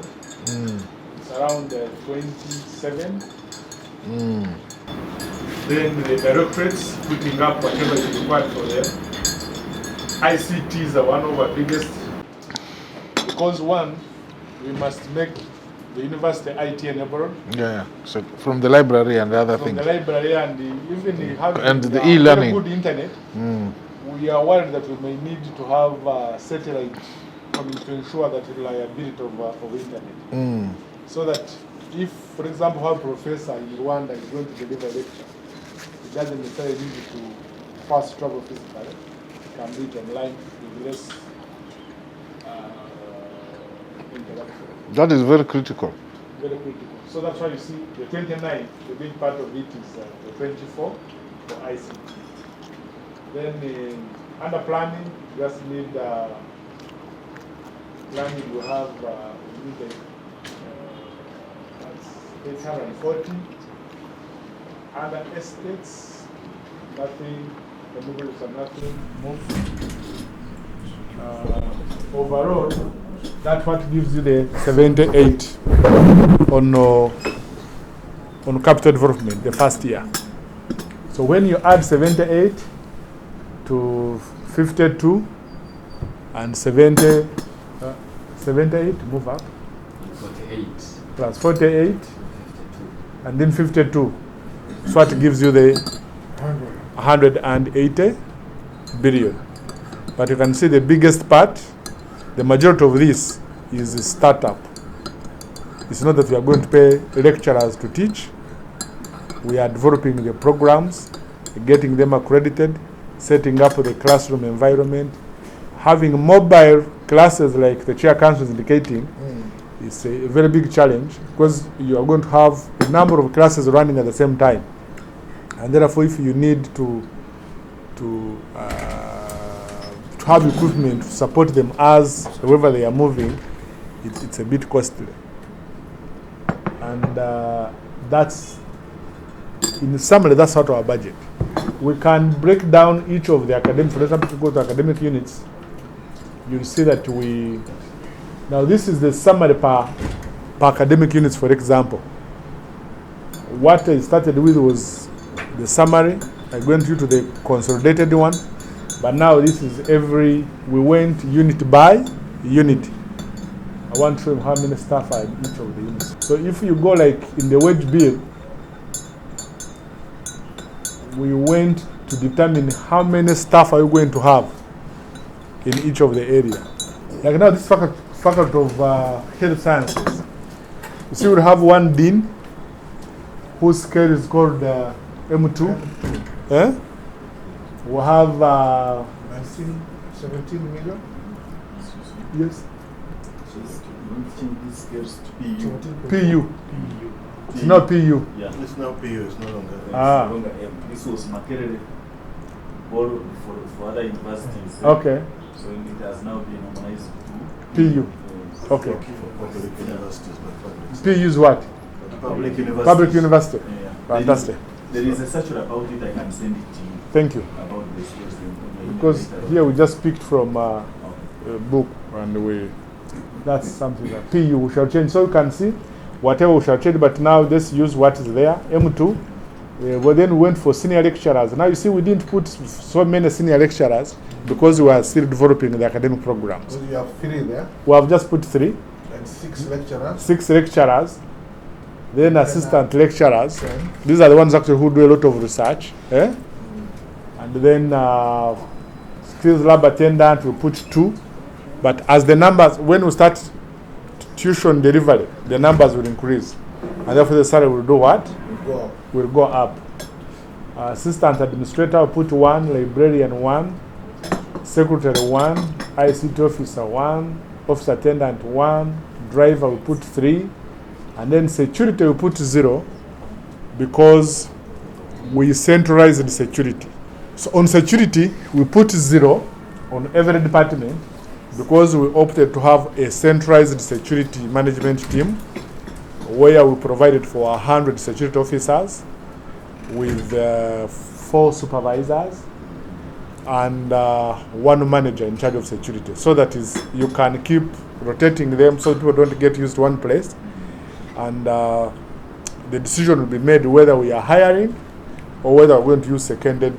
But it's better we have our own internal security officers, then supported by UPDF that does external surveillance and enforcement. So when you go to, that is the security, you can see security will have 1 manager, we'll have 4 supervisors, and then we'll have 100 security officers to support the university. Let's go up a bit. Okay. The beauty with security is that the Lieutenant General. We are talking an area we are not. Captain, all of them of UPDF. Yes. Our director for security was the director counterterrorism at Uganda Police. So Yeah. there is no much speculation. So when you go to, that was health education now, it has same rubric of the format is the same. Dean is 1, senior lecturer 3, lecturer 6, assistant 10. I think you have used the same format for all the 4. All the 4. Yeah, okay. That's the approach we've used. Yeah, okay. And the scales, we've used the government of Uganda scales. Yes. So that they fit within the government of Uganda pay system. So if you look at all the 4 faculties, that's the same approach. You can go, yes? Let me first ask you something. When you come up with this, do we say that this is the core team that is going to work in the first year? Core team. Yes. Did you also put in a line to understand whether each of these faculties has 2 departments or 1? Now these ones will, how you spread it, it can be adjusted when we get into operations.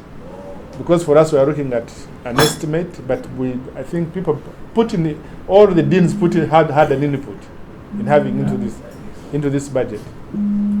Originally the numbers were higher, but we said the first year let's trim the numbers down. Then when we go the second year, we shall increase the numbers. Otherwise the budget, otherwise the first budget was coming to almost 500 billion first year. And we said it was becoming too big, so we had to trim it down into first year. Then we are able to, it will be increased in the second year. So when we went to the directorates, you can pick 1 or 2. Let's use for example, like let's word human resource. We put 1 Director of Human Resource. We put 5 administrators to help.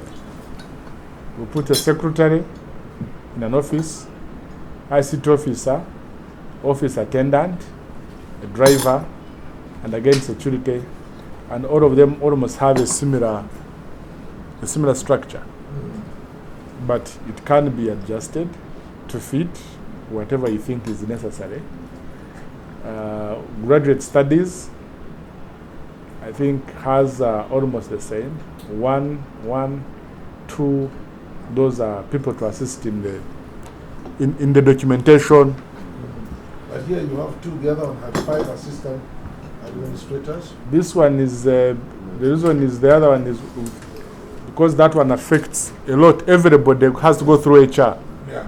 Whereas when you come to this graduate studies, that's postgraduate, we don't even expect to start with a lot. We are going to have a lean structure. So it's. So the others are like this one with 2. Yes, let's move down. The human resource which has 5. Which has 5.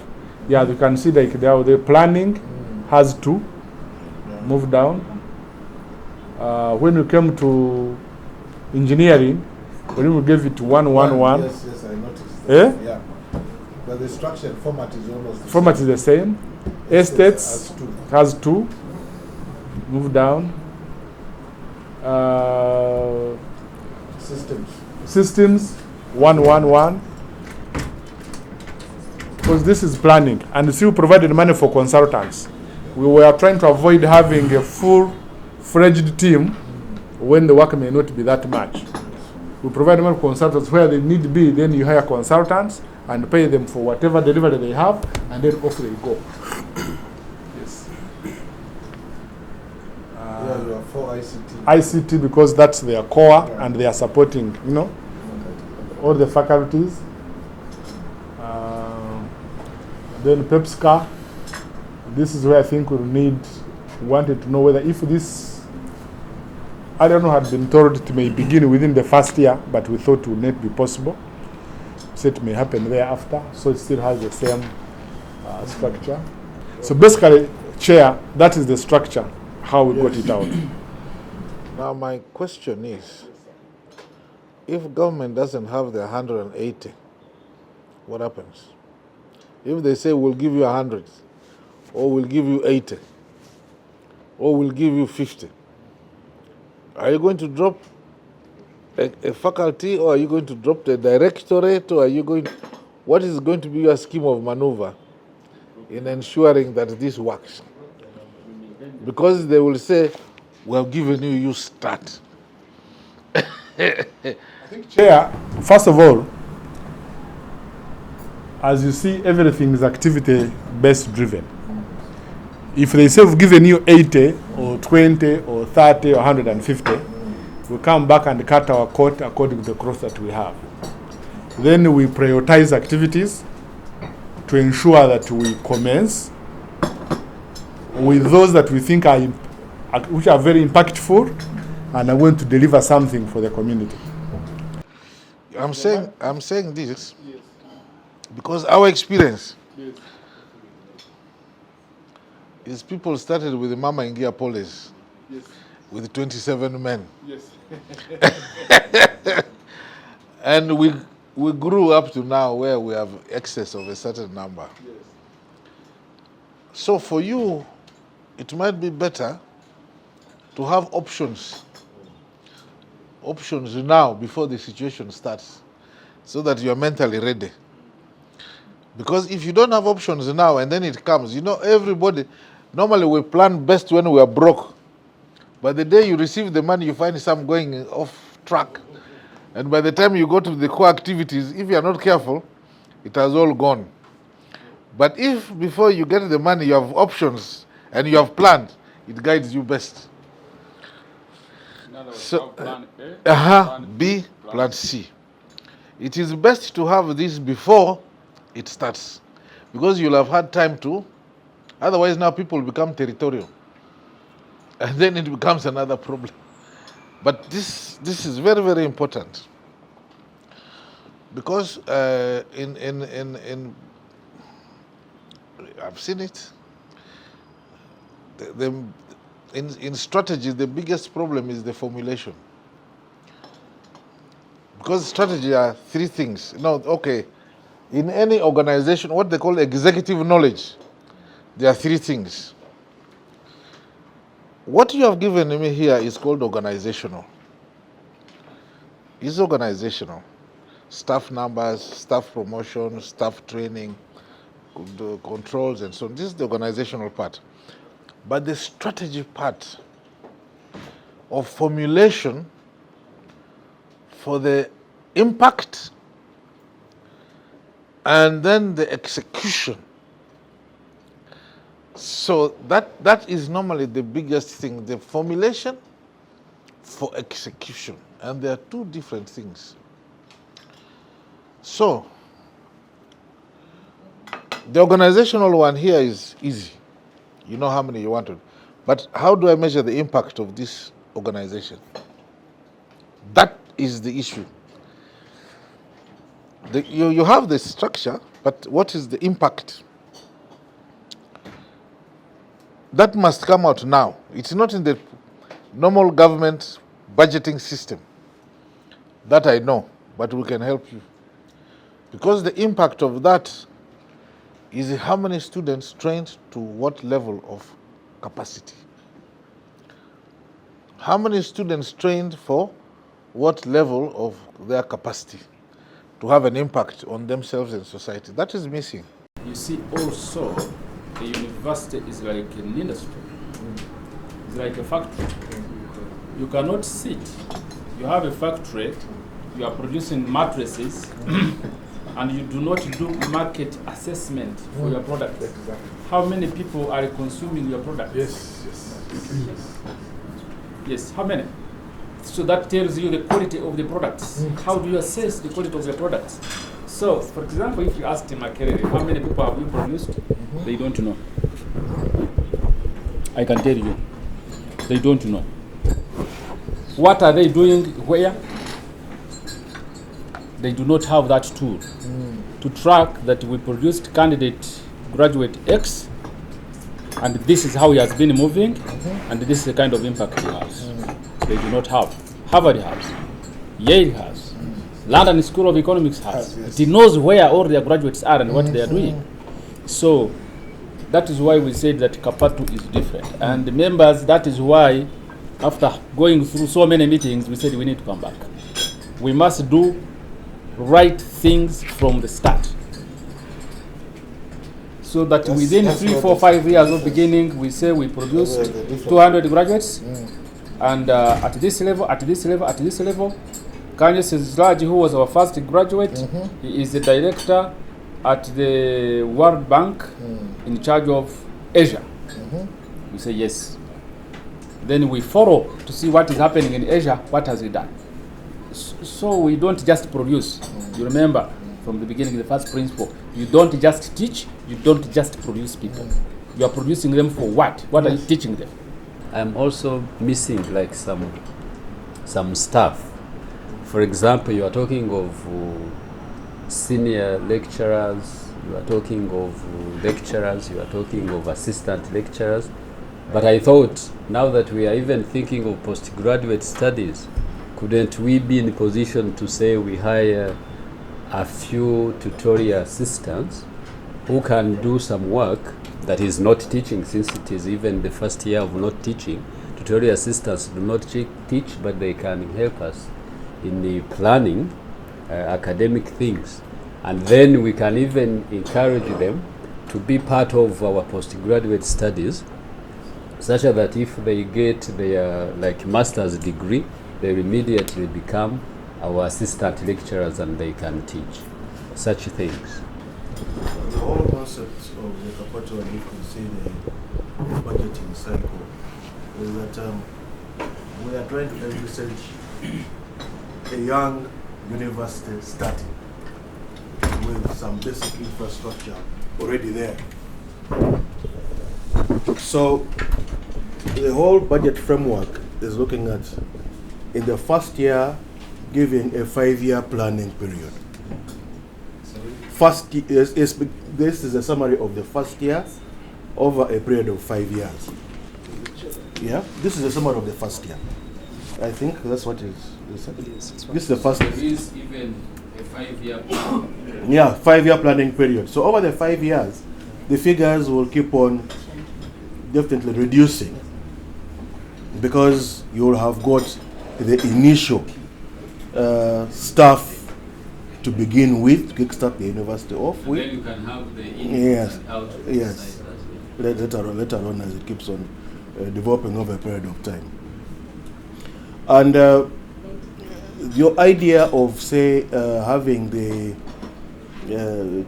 TAs beginning in the first year may not really be very applicable now, but maybe in the second year with the students coming in, they could now be entering when the students now come in, and then over the third, fourth year with the experience, and they join the master's programs, we can then factor it in.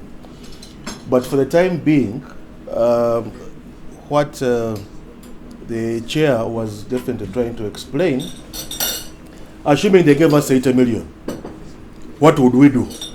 Yeah, but before you go to, why is it not applicable, the tutorial assistance guarantee? We don't have students yet. But In the first year. I mean, They come in the second year. What this planning is based on is a 100% funding. That you're going to give 180 million, or 180 billion. So this plan A. But now what would be our projection if at all we have a 50% funding or 80% funding, 100 billion? So that would mean that what the strategic planner had also raised earlier is that we begin rethinking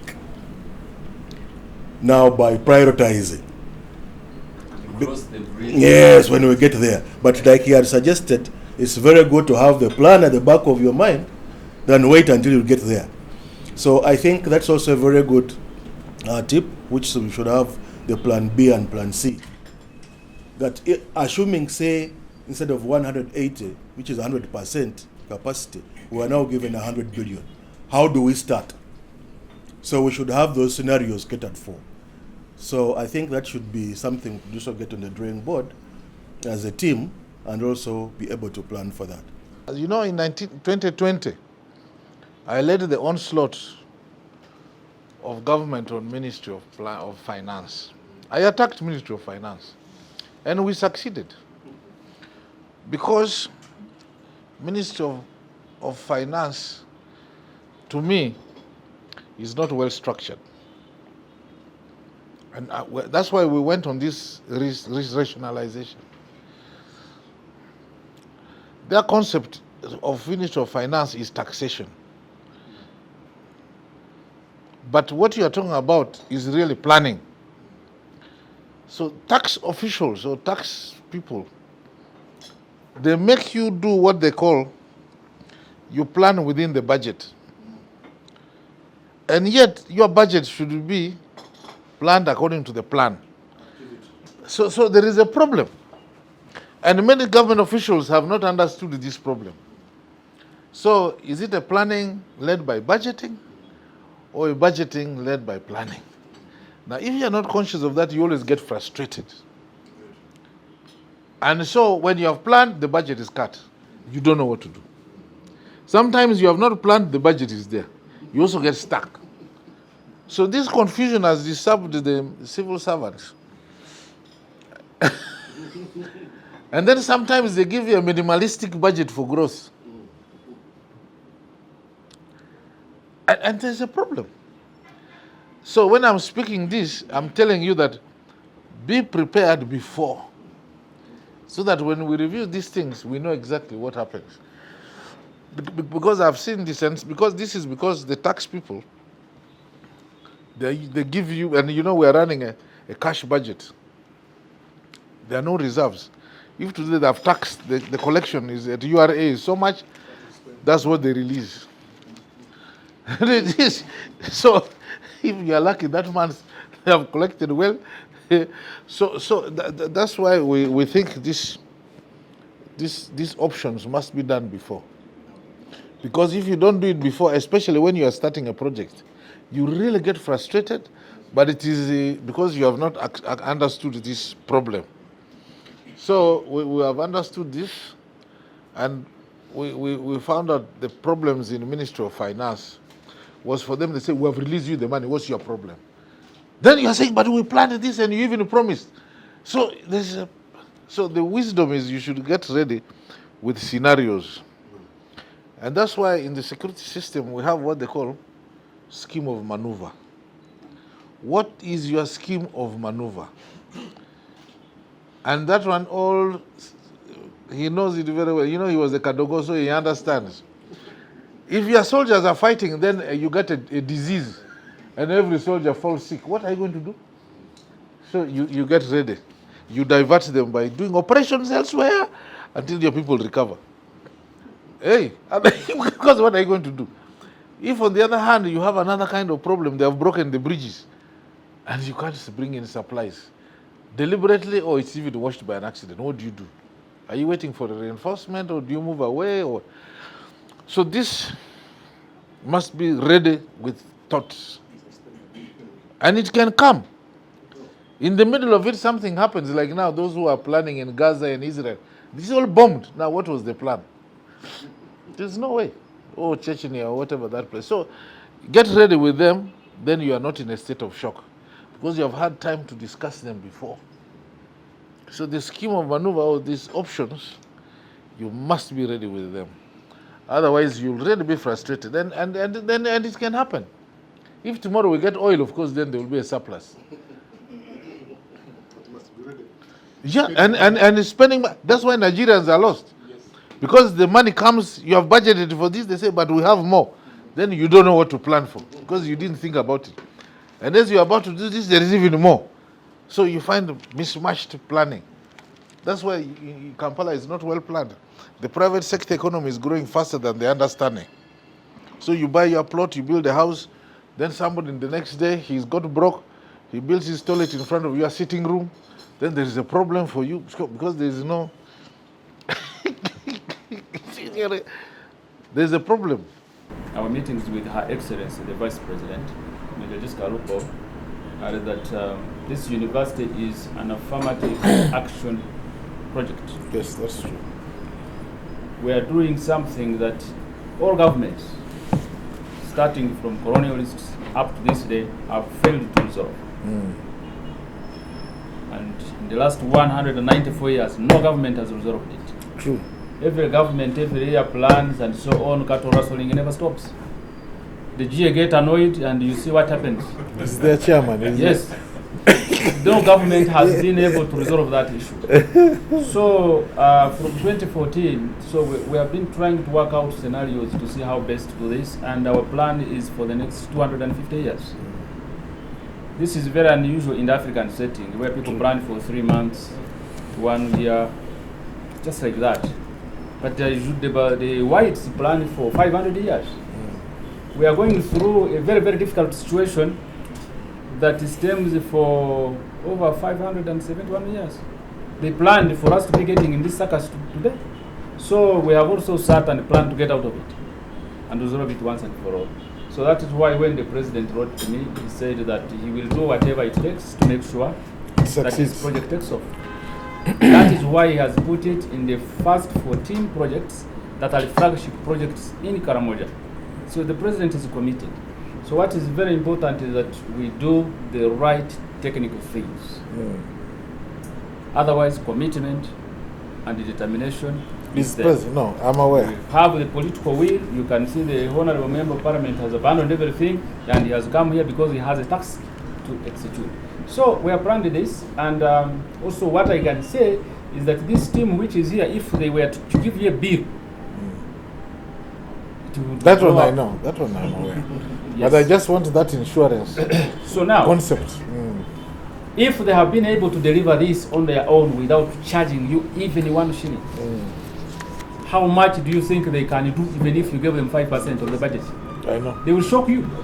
Because we are all here, he's a member of parliament, you know how budgets work.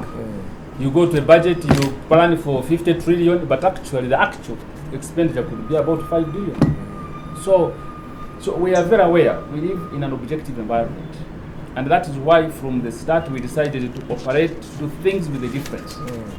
I am very sure consultants, if they were involved in this thing, even some people in the ministries, when they look at it, they get offended. Maybe sometimes they start suspecting, you see, these people, it looks like, because you know, this is a lot of money. They have come to eat. This is a lot of money. How have they been able to do it? You see all those questions. Yes, but these are patriots, all of them. That one I agree.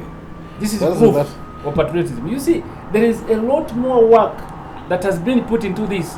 Each of them committed because they are committed to their country. Yes. I was telling my land friend, Professor Dennis, that I have not stepped in my chambers for the last 3 years. Because every day something develops.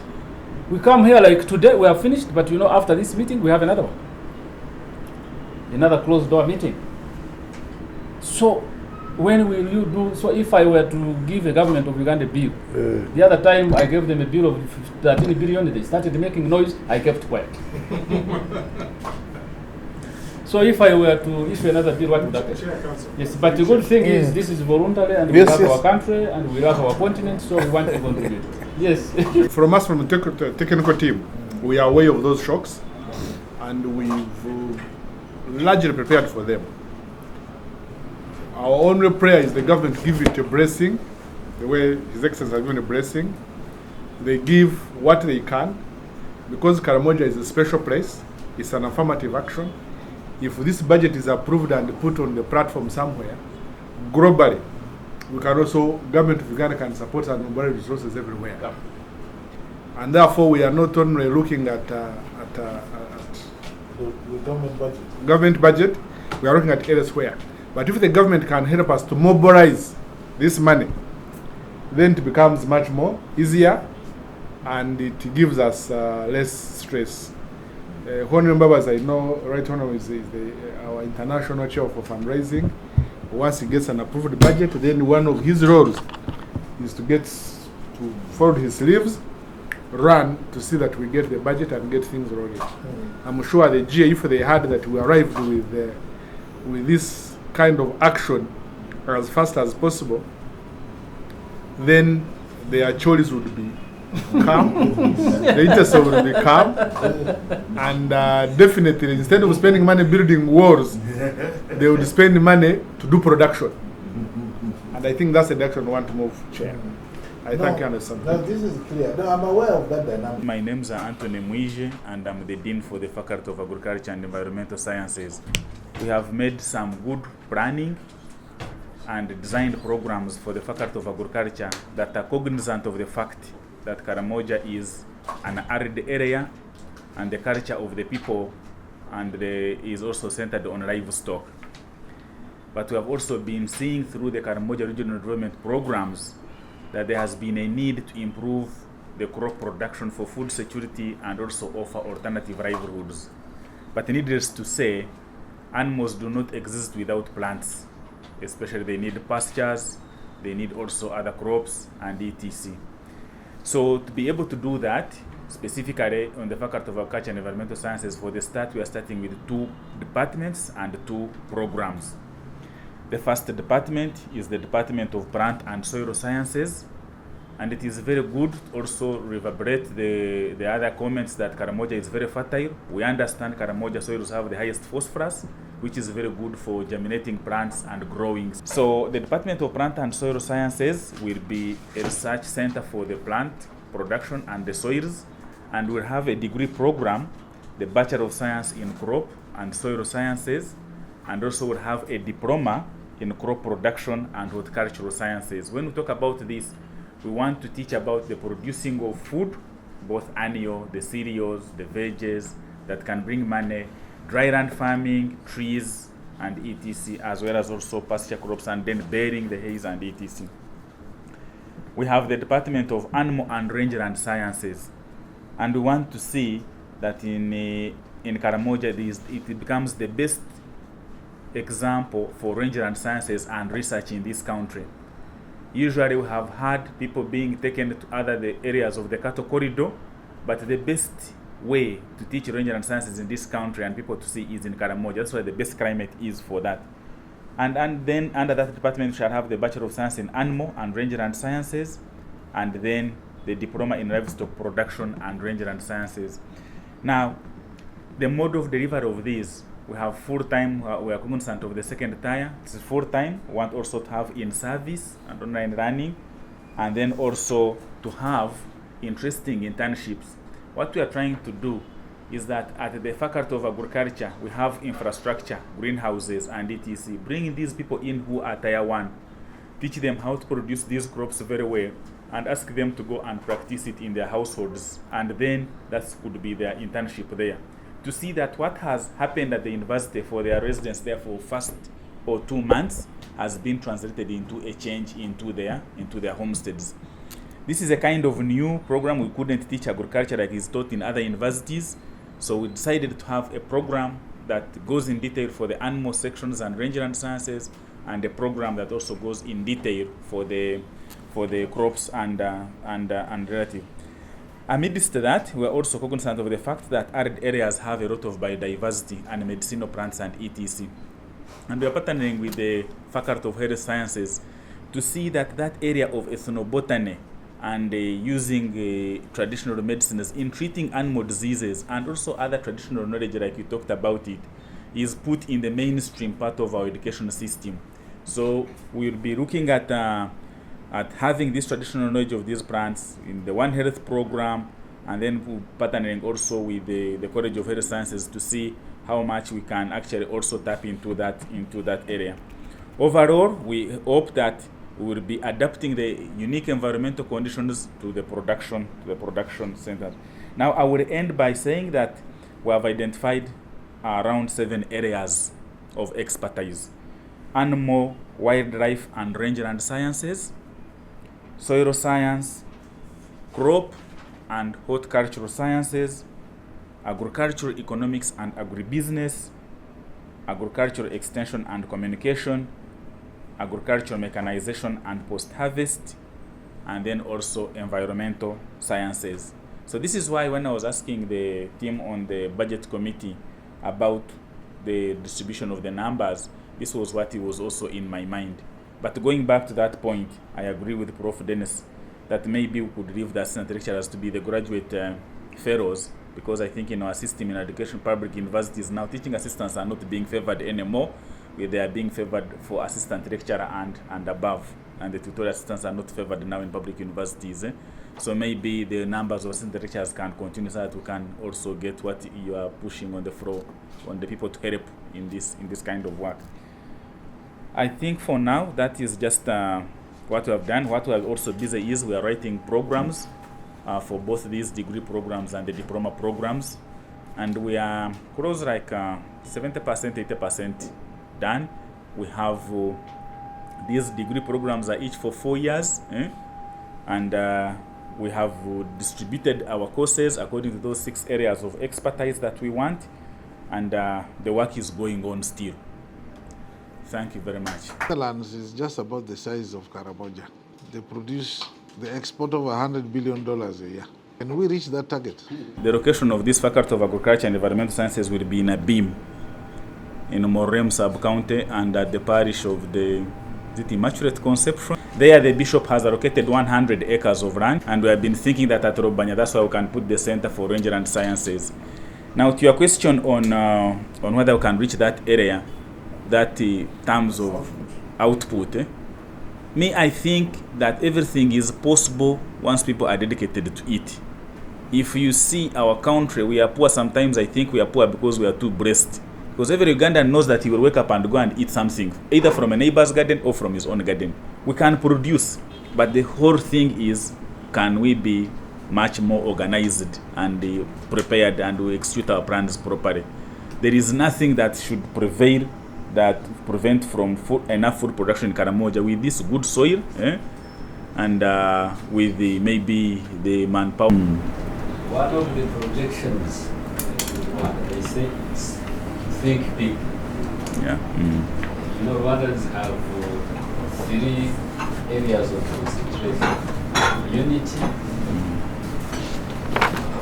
is number 1, and then thinking big is number 2, and number 3 is accountability. That is what President Kagame says all has to be done in these areas. So considering like the question you have mentioned, you know, the Netherlands has the worldwide, we have Davis and we have, you must be knowing, there is a university in the Netherlands that is based... Wageningen. Yeah. So it's the Wageningen and Davis worldwide universities that are well known for agriculture. I usually go to the Netherlands like now every year. I will be in the Netherlands tomorrow, in fact. There's Delft. Yes. For engineering. Yes. Delft. Like one example, if you talk about, for example, production of pigs, I once passed by like a place where they slaughter pigs. They are talking in millions, like millions per year of slaughtering, and maybe hundreds per day slaughtering, and they are exporting in those big numbers. But that is also technology. First of all, how do you slaughter them? Is it getting our men and then we'll slaughter them, or it's technology? All those are things to be considered. We are thinking big, yes, but this is not something that can be done in the 5-year program that we have. Now I'm thinking Karamoja holding about 50 million cattle. Because I checked, what is the load capacity of cattle Uganda can take? What is the load capacity of chicken or pigs Uganda can take? And which one is the best for the revenue in terms of animal life? Then of the crops. We have a plan to see that anything that concerns the livestock sector, specialty animals, work animals, and etc. becomes excellent in that region, and the whole country can learn from it, and also the neighboring region. So, thank you very much. Under the Faculty of Engineering and Technology, we are going to start with ceramics engineering. What? Ceramics. Ceramics? Yes. Which is, I think, your friend also has ventured in tiles and whatnot, civil engineering, building, material science, and given the region, the materials they have. So that's what you're going to leverage on, because basically the curriculum, why I was insisting on not saying anything before we meet, because this is really special. It is training, skilling, and enterprise. This is what we have in mind as engineering. Because the enterprise is self-sustaining, like you said. You train, you skill, and then they build the place. Then the enterprises come up. The other program we are going to focus on is automotive engineering. Here we are going to focus on the electric motor vehicles. Electric and sustainable transportation. Actually, Karamoja is as flat as this table. For me, I'd never been there all my life, but when I went there, it is like this. And that's what actually most countries leverage on. That's the technology is easier because they have easy terrain. If you go in most countries, they won't go in hills, they just want these flat plains. That's where everything happens. So we shall mainly focus on modern, futuristic automotive systems, especially with electrical and autonomous vehicles, and then to borrow with on a council for like vocational training, especially like from I was talking to my commissioner here. If you see where they're going with TCs, the government is saying from technical colleges, they want technical university and a polytechnical university. So I want by the time they come, like council said, we shall just throw to them and they find we are already there. Technical University in Karamoja. It will be Technical University Uganda. Who knows? That's where I want to go. Basically, it is skilling, training, and enterprise. The other program is power and energy. Here, like we have talked about agriculture, they need energy storage, and then renewables are really there. Karamoja, the sun is there. What I saw is like almost there is no rain because the vegetation is like almost always dry. So there we anticipate energy storage technologies, power systems design, and core. And basically these will be simple, small projects where you have renewables for those like cattle ranches. You have renewables in the whole university. You have renewable energy. Basically, to do small projects like you said that really are impactful in a home. If I can design a small solar system for a home and they see light, then they'll be like, we are safe. That's where I'm going to start from. Small, but we get there. And the one that came to my mind today is peace engineering. There's no other university that has it. I've seen one American university, they have also just started it. Engineering is not all about machines and what. They are saying they have a peace technology lab and they do peace engineering. But I will do more research about it. Social peace. Peace, real peace, yes. This is social. Yes. It's a university in USA, it's called Dexo University. They have that program. They even have a peace technology lab. They can engineer you to be peaceful. So I know it. I know it. This social engineering. No, where it is in College of Engineering, Faculty of Engineering. It is by a certificate, diploma, and bachelor in peace engineering. It is not in social sciences. No. You use Nice. Yes. Nice to know that it exists. It is just one of its kind. Fine, we'll discuss it. But yes, you know, Karamoja is in engineering. They are very artistic. The Karamojong have a very artistic mind. If you see how they are doing those things, that moreover, it looks small, but is some of the biggest earnings in the world. The Chinese export to Japan $600 million a year just because they play with bamboo. Just bamboo. The art with which they can play with the bamboo. The workshop has to help us to design a special curriculum for that region. When you mentioned this format, and then you said skilling, training, and enterprise, I knew this is a Chinese format also of teaching. No, I didn't know you were there, but I said, hey, where did this guy, because this is how the Chinese organize their things. So we are hearing words here in a very interesting format. Negative peace engineering. I'd never heard of them myself before, but this is good education. Yeah, I've searched about it. I don't No, it's okay. You'll tell us more. So, Prof, the other point he said is that he can develop concepts and teaching engineering in Karamojong. Yes. That's the only way they understand it. Yes. Because if you ask a Karamojong to begin turning their technology, which they use to make beads and so on, into English, it will change. It will be corrupted. So in terms of our flagship programs, one, I'm glad, Your Excellency, you know Kanawatiri Center 3, which is initially facilitated there. We want to first transform it into a general hospital to support initial teaching. But our bigger picture is to transform it into a super specialized hospital. And our other flagship project will be to establish a pharmaceutical plant to support indigenous research in indigenous medicines, but also their development in medicine that can address our great needs as a country. I think that's where we are talking about the collaboration between this faculty and faculty of agriculture, especially in the field of ethnobotany. And in terms of the programs we are starting, we are in the Department of Nursing and Midwifery. Be able to start establishing a local human resource to support the existing system. But as resources get available for us to establish infrastructure and laboratories, our next we need to develop a program of medicine, pharmaceutical sciences is the next, and then we end up with a department on public health focusing on health policy and health planning.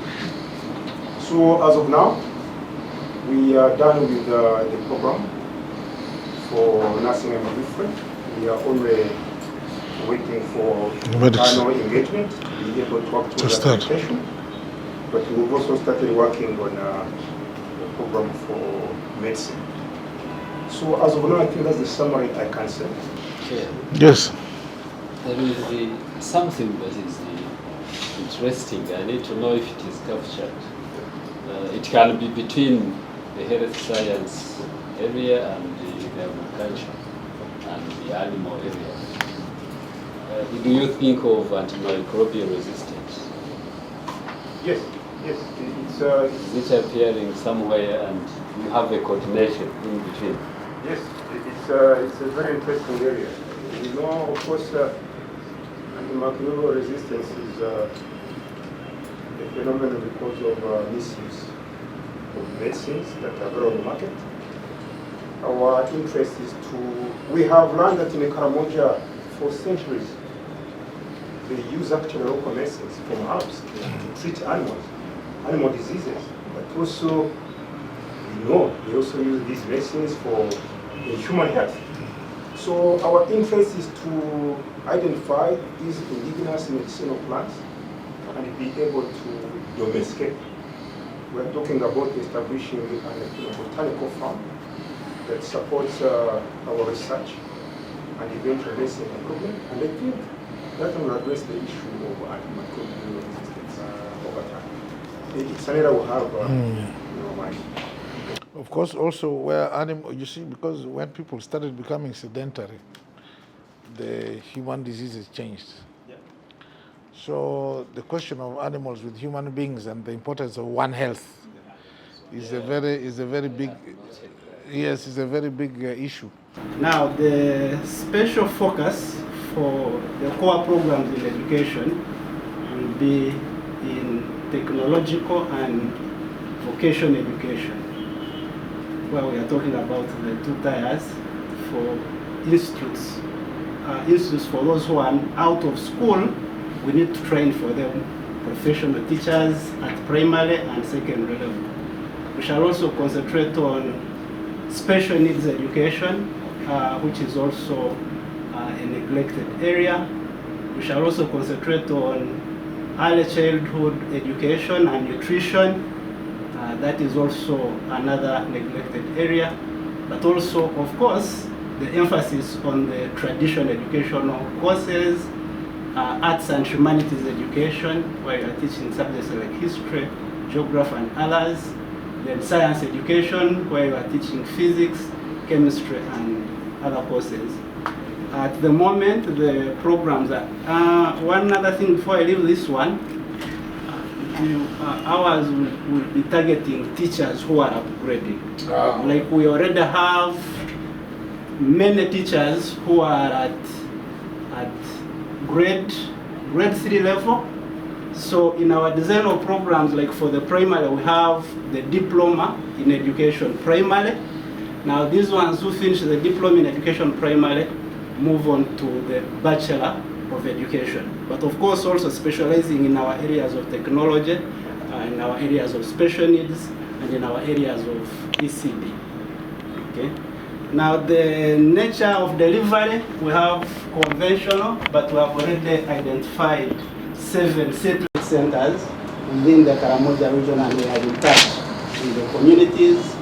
So some of the programs will be run by distance, whereby we go to a certain, we have Catholic parishes which have Catholic schools, and we are already in touch with those Catholic schools where in holidays these teachers will come and attend their lectures. I think that's it about the Faculty of Education. Dr. Banda, you want to say something about the MPhil? Please do. You are permitted to do. Yes, the MPhil is going to be an executive course. Actually, according to our program, we are targeting people who are in the field, the professionals, including technical staff in the government departments, the ministers, the MPs. That is why we are strengthening the technology bit. There was a big budget on technology and teaching. So somebody could be in their office, they attend lectures. Yes, they attend their course online. And we shall collaborate with professors, of course, from within the country and from abroad, yes, So they handle their courses online. And like for instance, Your Excellency, I was following very well, and the Honorable and the Professor, I was following very well. I saw the profile, Your Excellency, and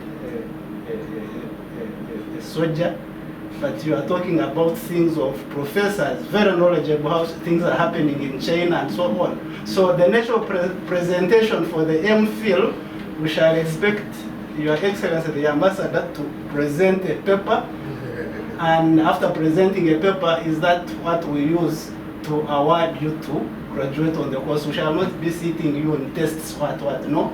You present a paper, other people learn from it, and then we use that to graduate, and we put it in our archives, okay, so that people can learn from there. That one is already designed also and ready. So you're going to give us the title of doctors? Yes. Because we have written several papers. Yes, the process for the MPhil is you come with what you have, you do the MPhil, then after doing the MPhil, you move on to the PhD through the presentation of papers with a few technical support, of course, like if it has to do with research and content.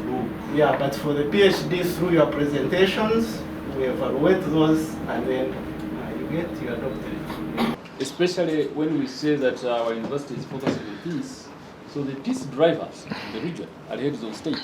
Yeah. So this business of talking about peace, and then you see military men moving around, we want these politicians to produce for us the body of knowledge that is systematized, that is going to be the basis for peace. And His Excellency President Severino has already accepted to be the student, because as we have told you, the model is you write your experience, your paper, and you present it. Is that too hard to do? No. Because we want that wisdom. We want that wisdom systematized, and it forms part of the peace culture, the way you understand it. Because you went to the bush for 5 years, both of them actually, President Kagame and Yoweri Museveni. You went to the bush. We want to understand how did you build this peace architecture as we have it today, so that we learn it is systematized, and then it becomes part of our culture. So the best way to do that is you give us 1 year. We want you to be producing papers every month or every day, because we know the president has the capacity to do so. The professors receive it and evaluate it. After 1 year, we give you a master's degree, because you have demonstrated that you understand it. After 1 year and a half, we give you a PhD, and we confer upon you the title of professor, and we give you a chair in the university to begin lecturing. That is how our program is based. So it is a program that is unique in the sense that you define the curriculum, you define the content, you yourself, and give it to us. So those who come after you will be learning this as part of the curriculum that you helped us to develop on the basis of experience. That's what it means to bring peace from our own cultural, practical setting. Good. KAPATU, this is our university, we shorten it like KAPATU Professor from Rwanda. But in KAPATU, I am going to work as a director for the Presidential Education for Peace Scholarship for Karamoja and Ateka region. This is, I would call it a project within a project. It is a special project within the project, and it has its origin from the President's Office of the Republic of Uganda. And it is going to enhance the human resource in Karamoja, because most families, as we all know and see, they will not afford the education. So this type of scholarship is going to help the Karamoja children and the Ateka region to finish their studies and to keep in school. And they're going to fund these children, not only the children, they're going to be different beneficiaries, but this program is going to give full scholarship and also some scholastic materials. And the beneficiaries are going to be the Karachunas we are talking about, and also the real warriors, the young mothers, the dropouts, the young fathers, and the Karachunas, we have already talked about them. All these are going to be funded. And during the holidays, we want also to hold some workshops which they can have hands-on, and then they come together also, and they know each other, and they share. It pained me when somebody said, those are not real people, they are different people. And at one time, the Excellence said, what do KAPATU want to do in Karamoja? I want the Karamojan to know themselves and to know the opportunities they have, and to grab them, and then to be developed, and then they also be treated like any other person in this Ugandan. So that is what I can talk about the Presidential Educational for Peace Scholarship for Karamoja and Ateka region. When you talk about Ateka, we mean the Karamoja region, Toposa in Southern Sudan, the other ones in Turkana, the Pokot, Sebe, and part of Teso. And Kakwa. And the Kakwa. Yes. Those yes. Ateka. Yes. Ateka. Yes. So what we do is we raise funds. Like for example, they actually have already said $1 million is available, so that Karamojong can study and we have peace, especially the GA. We want them to study really, so that we can sleep in our houses and know that there is no problem going to happen.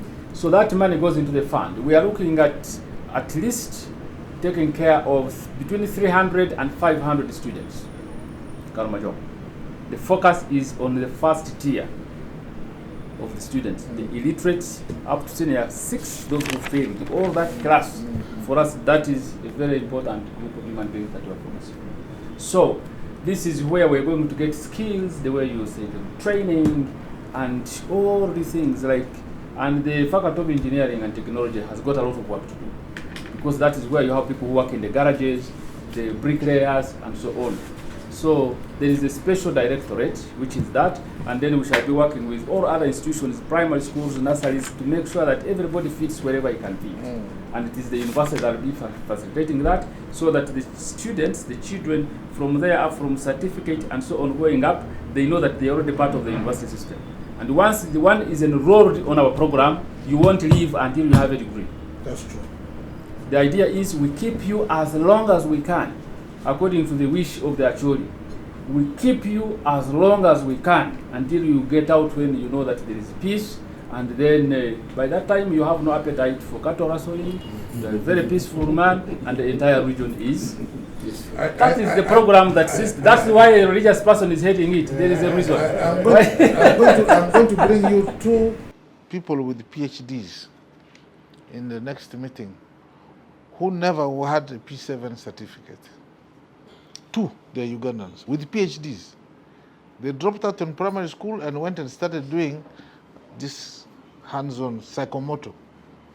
They went from there to, what is this, Nakawa kind of thing? They got the vocational thing, then they upgraded, then they went to Britain, City and Guilds. Now they have PhDs and they're lecturing here. They don't have O-level. Thank you, Chair. Chair, thank you very much for your time. We take constant that you are about to go for another meeting, but we must tell you that Chair, without going back to how we started, when we started this program, some people thought it was a very ambitious program. But then we told them that we have all thanked Karamoja from the day we got to know about it, and we are going to die and leave it the way it was. So if it is going to be ambitious, let it be. Thank God, everybody we've gone to seek guidance, she has ended up asking us to allow him or her to be part of this. We started with the VP, and her story is like yours. She grew up in Karamoja. Then of course, yes, of course, when we went to the president, he's like, "Oh, can I be the chancellor?" So you can see the goodwill. Of course, when we went to your big brother, Fande Sare, he said, "That place reminds me of my military career. That's where I started my military career from." Now, when we went to Mama, she's like, this was my part of the dream. Now, if you are going to make it happen, then I'm behind you. Of course, now the Honorable MP has said that he's going to rally everybody who matters in this country, beginning with his area, to make sure this becomes a success. Your Excellency, we're asking you also that since you're also part of Karamoja, I grew up there. we're asking you, sir, that the Honorable is going to handle a critical point of budgeting and rallying friends to raise these funds. Just like the Right Honorable Mambabazi decided to take up the mantle to do international fundraising, we would request you also to team up with him and do the mobilization for us, because we know when you go to finance, you know how to handle it. When you team up with his colleagues, you know how to mobilize them.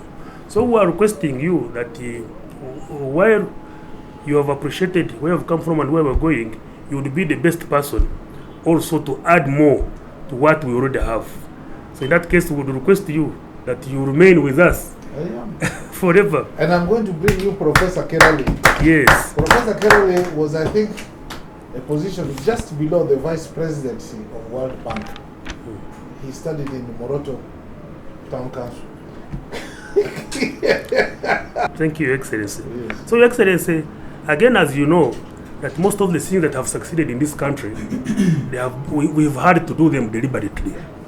This coffee they are talking about and saying that the coffee should not go back to the ministry. One would want to ask a question: who came up with UCDA? It was this government, the movement system, that came up with the UCDA that has made this coffee we are talking about now be here.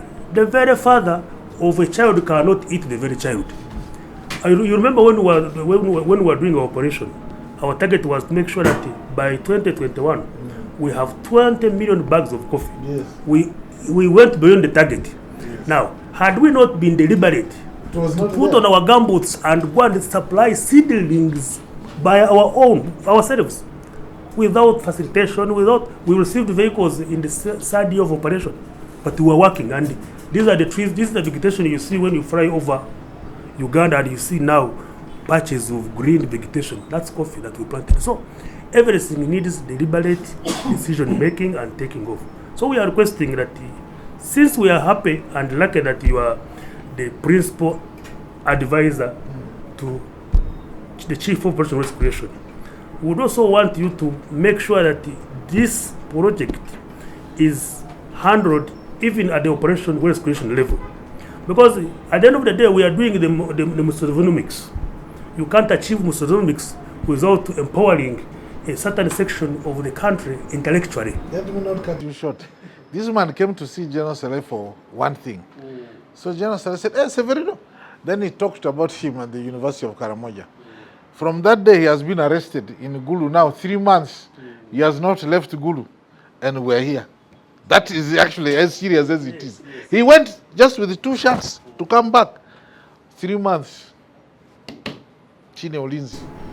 So I will request you, Chair, that the operational execution, where I'm part of, that is through you, we continue to make sure that whatever program we have, we also cast our eyes at this KAPATU and see how it fits within our program, and then we move with it. Then finally, Your Excellency, you talked about planning, budgeting, and then not getting what you've budgeted for.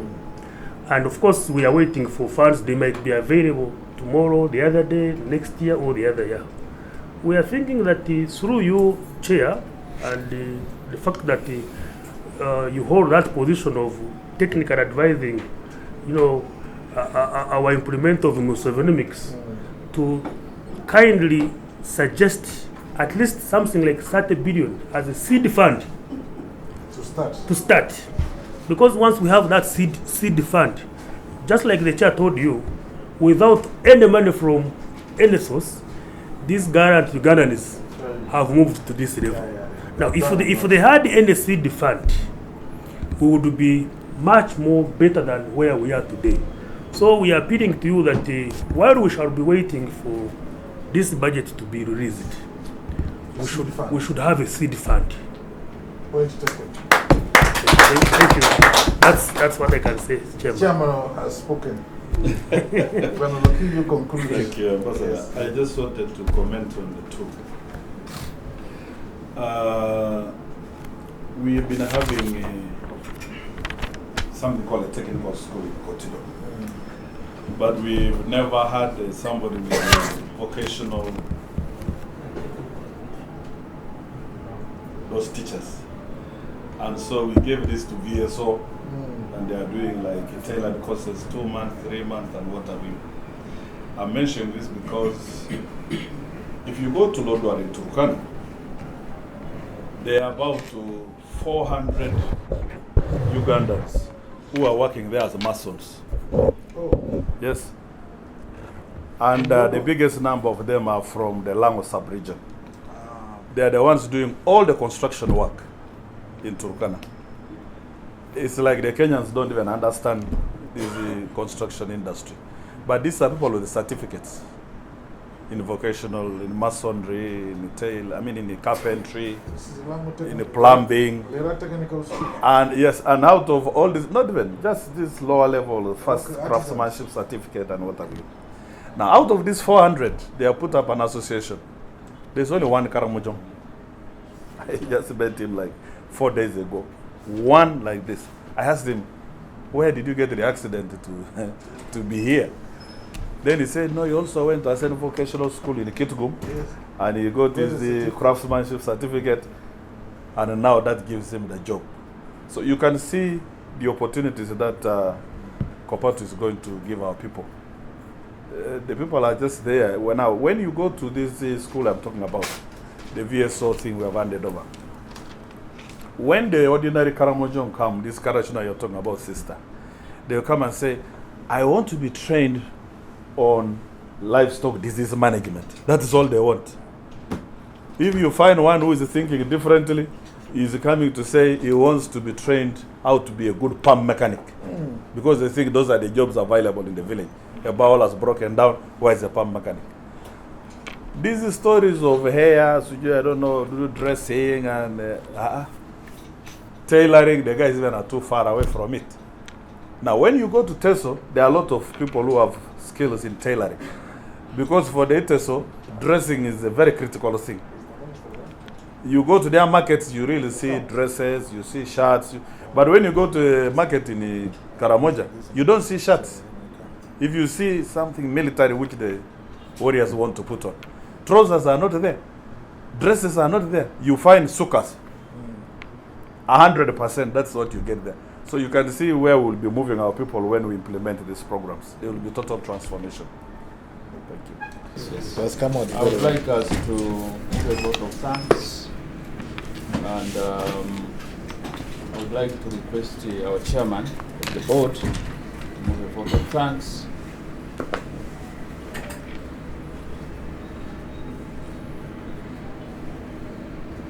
Chairman. Oh, thank you, my president.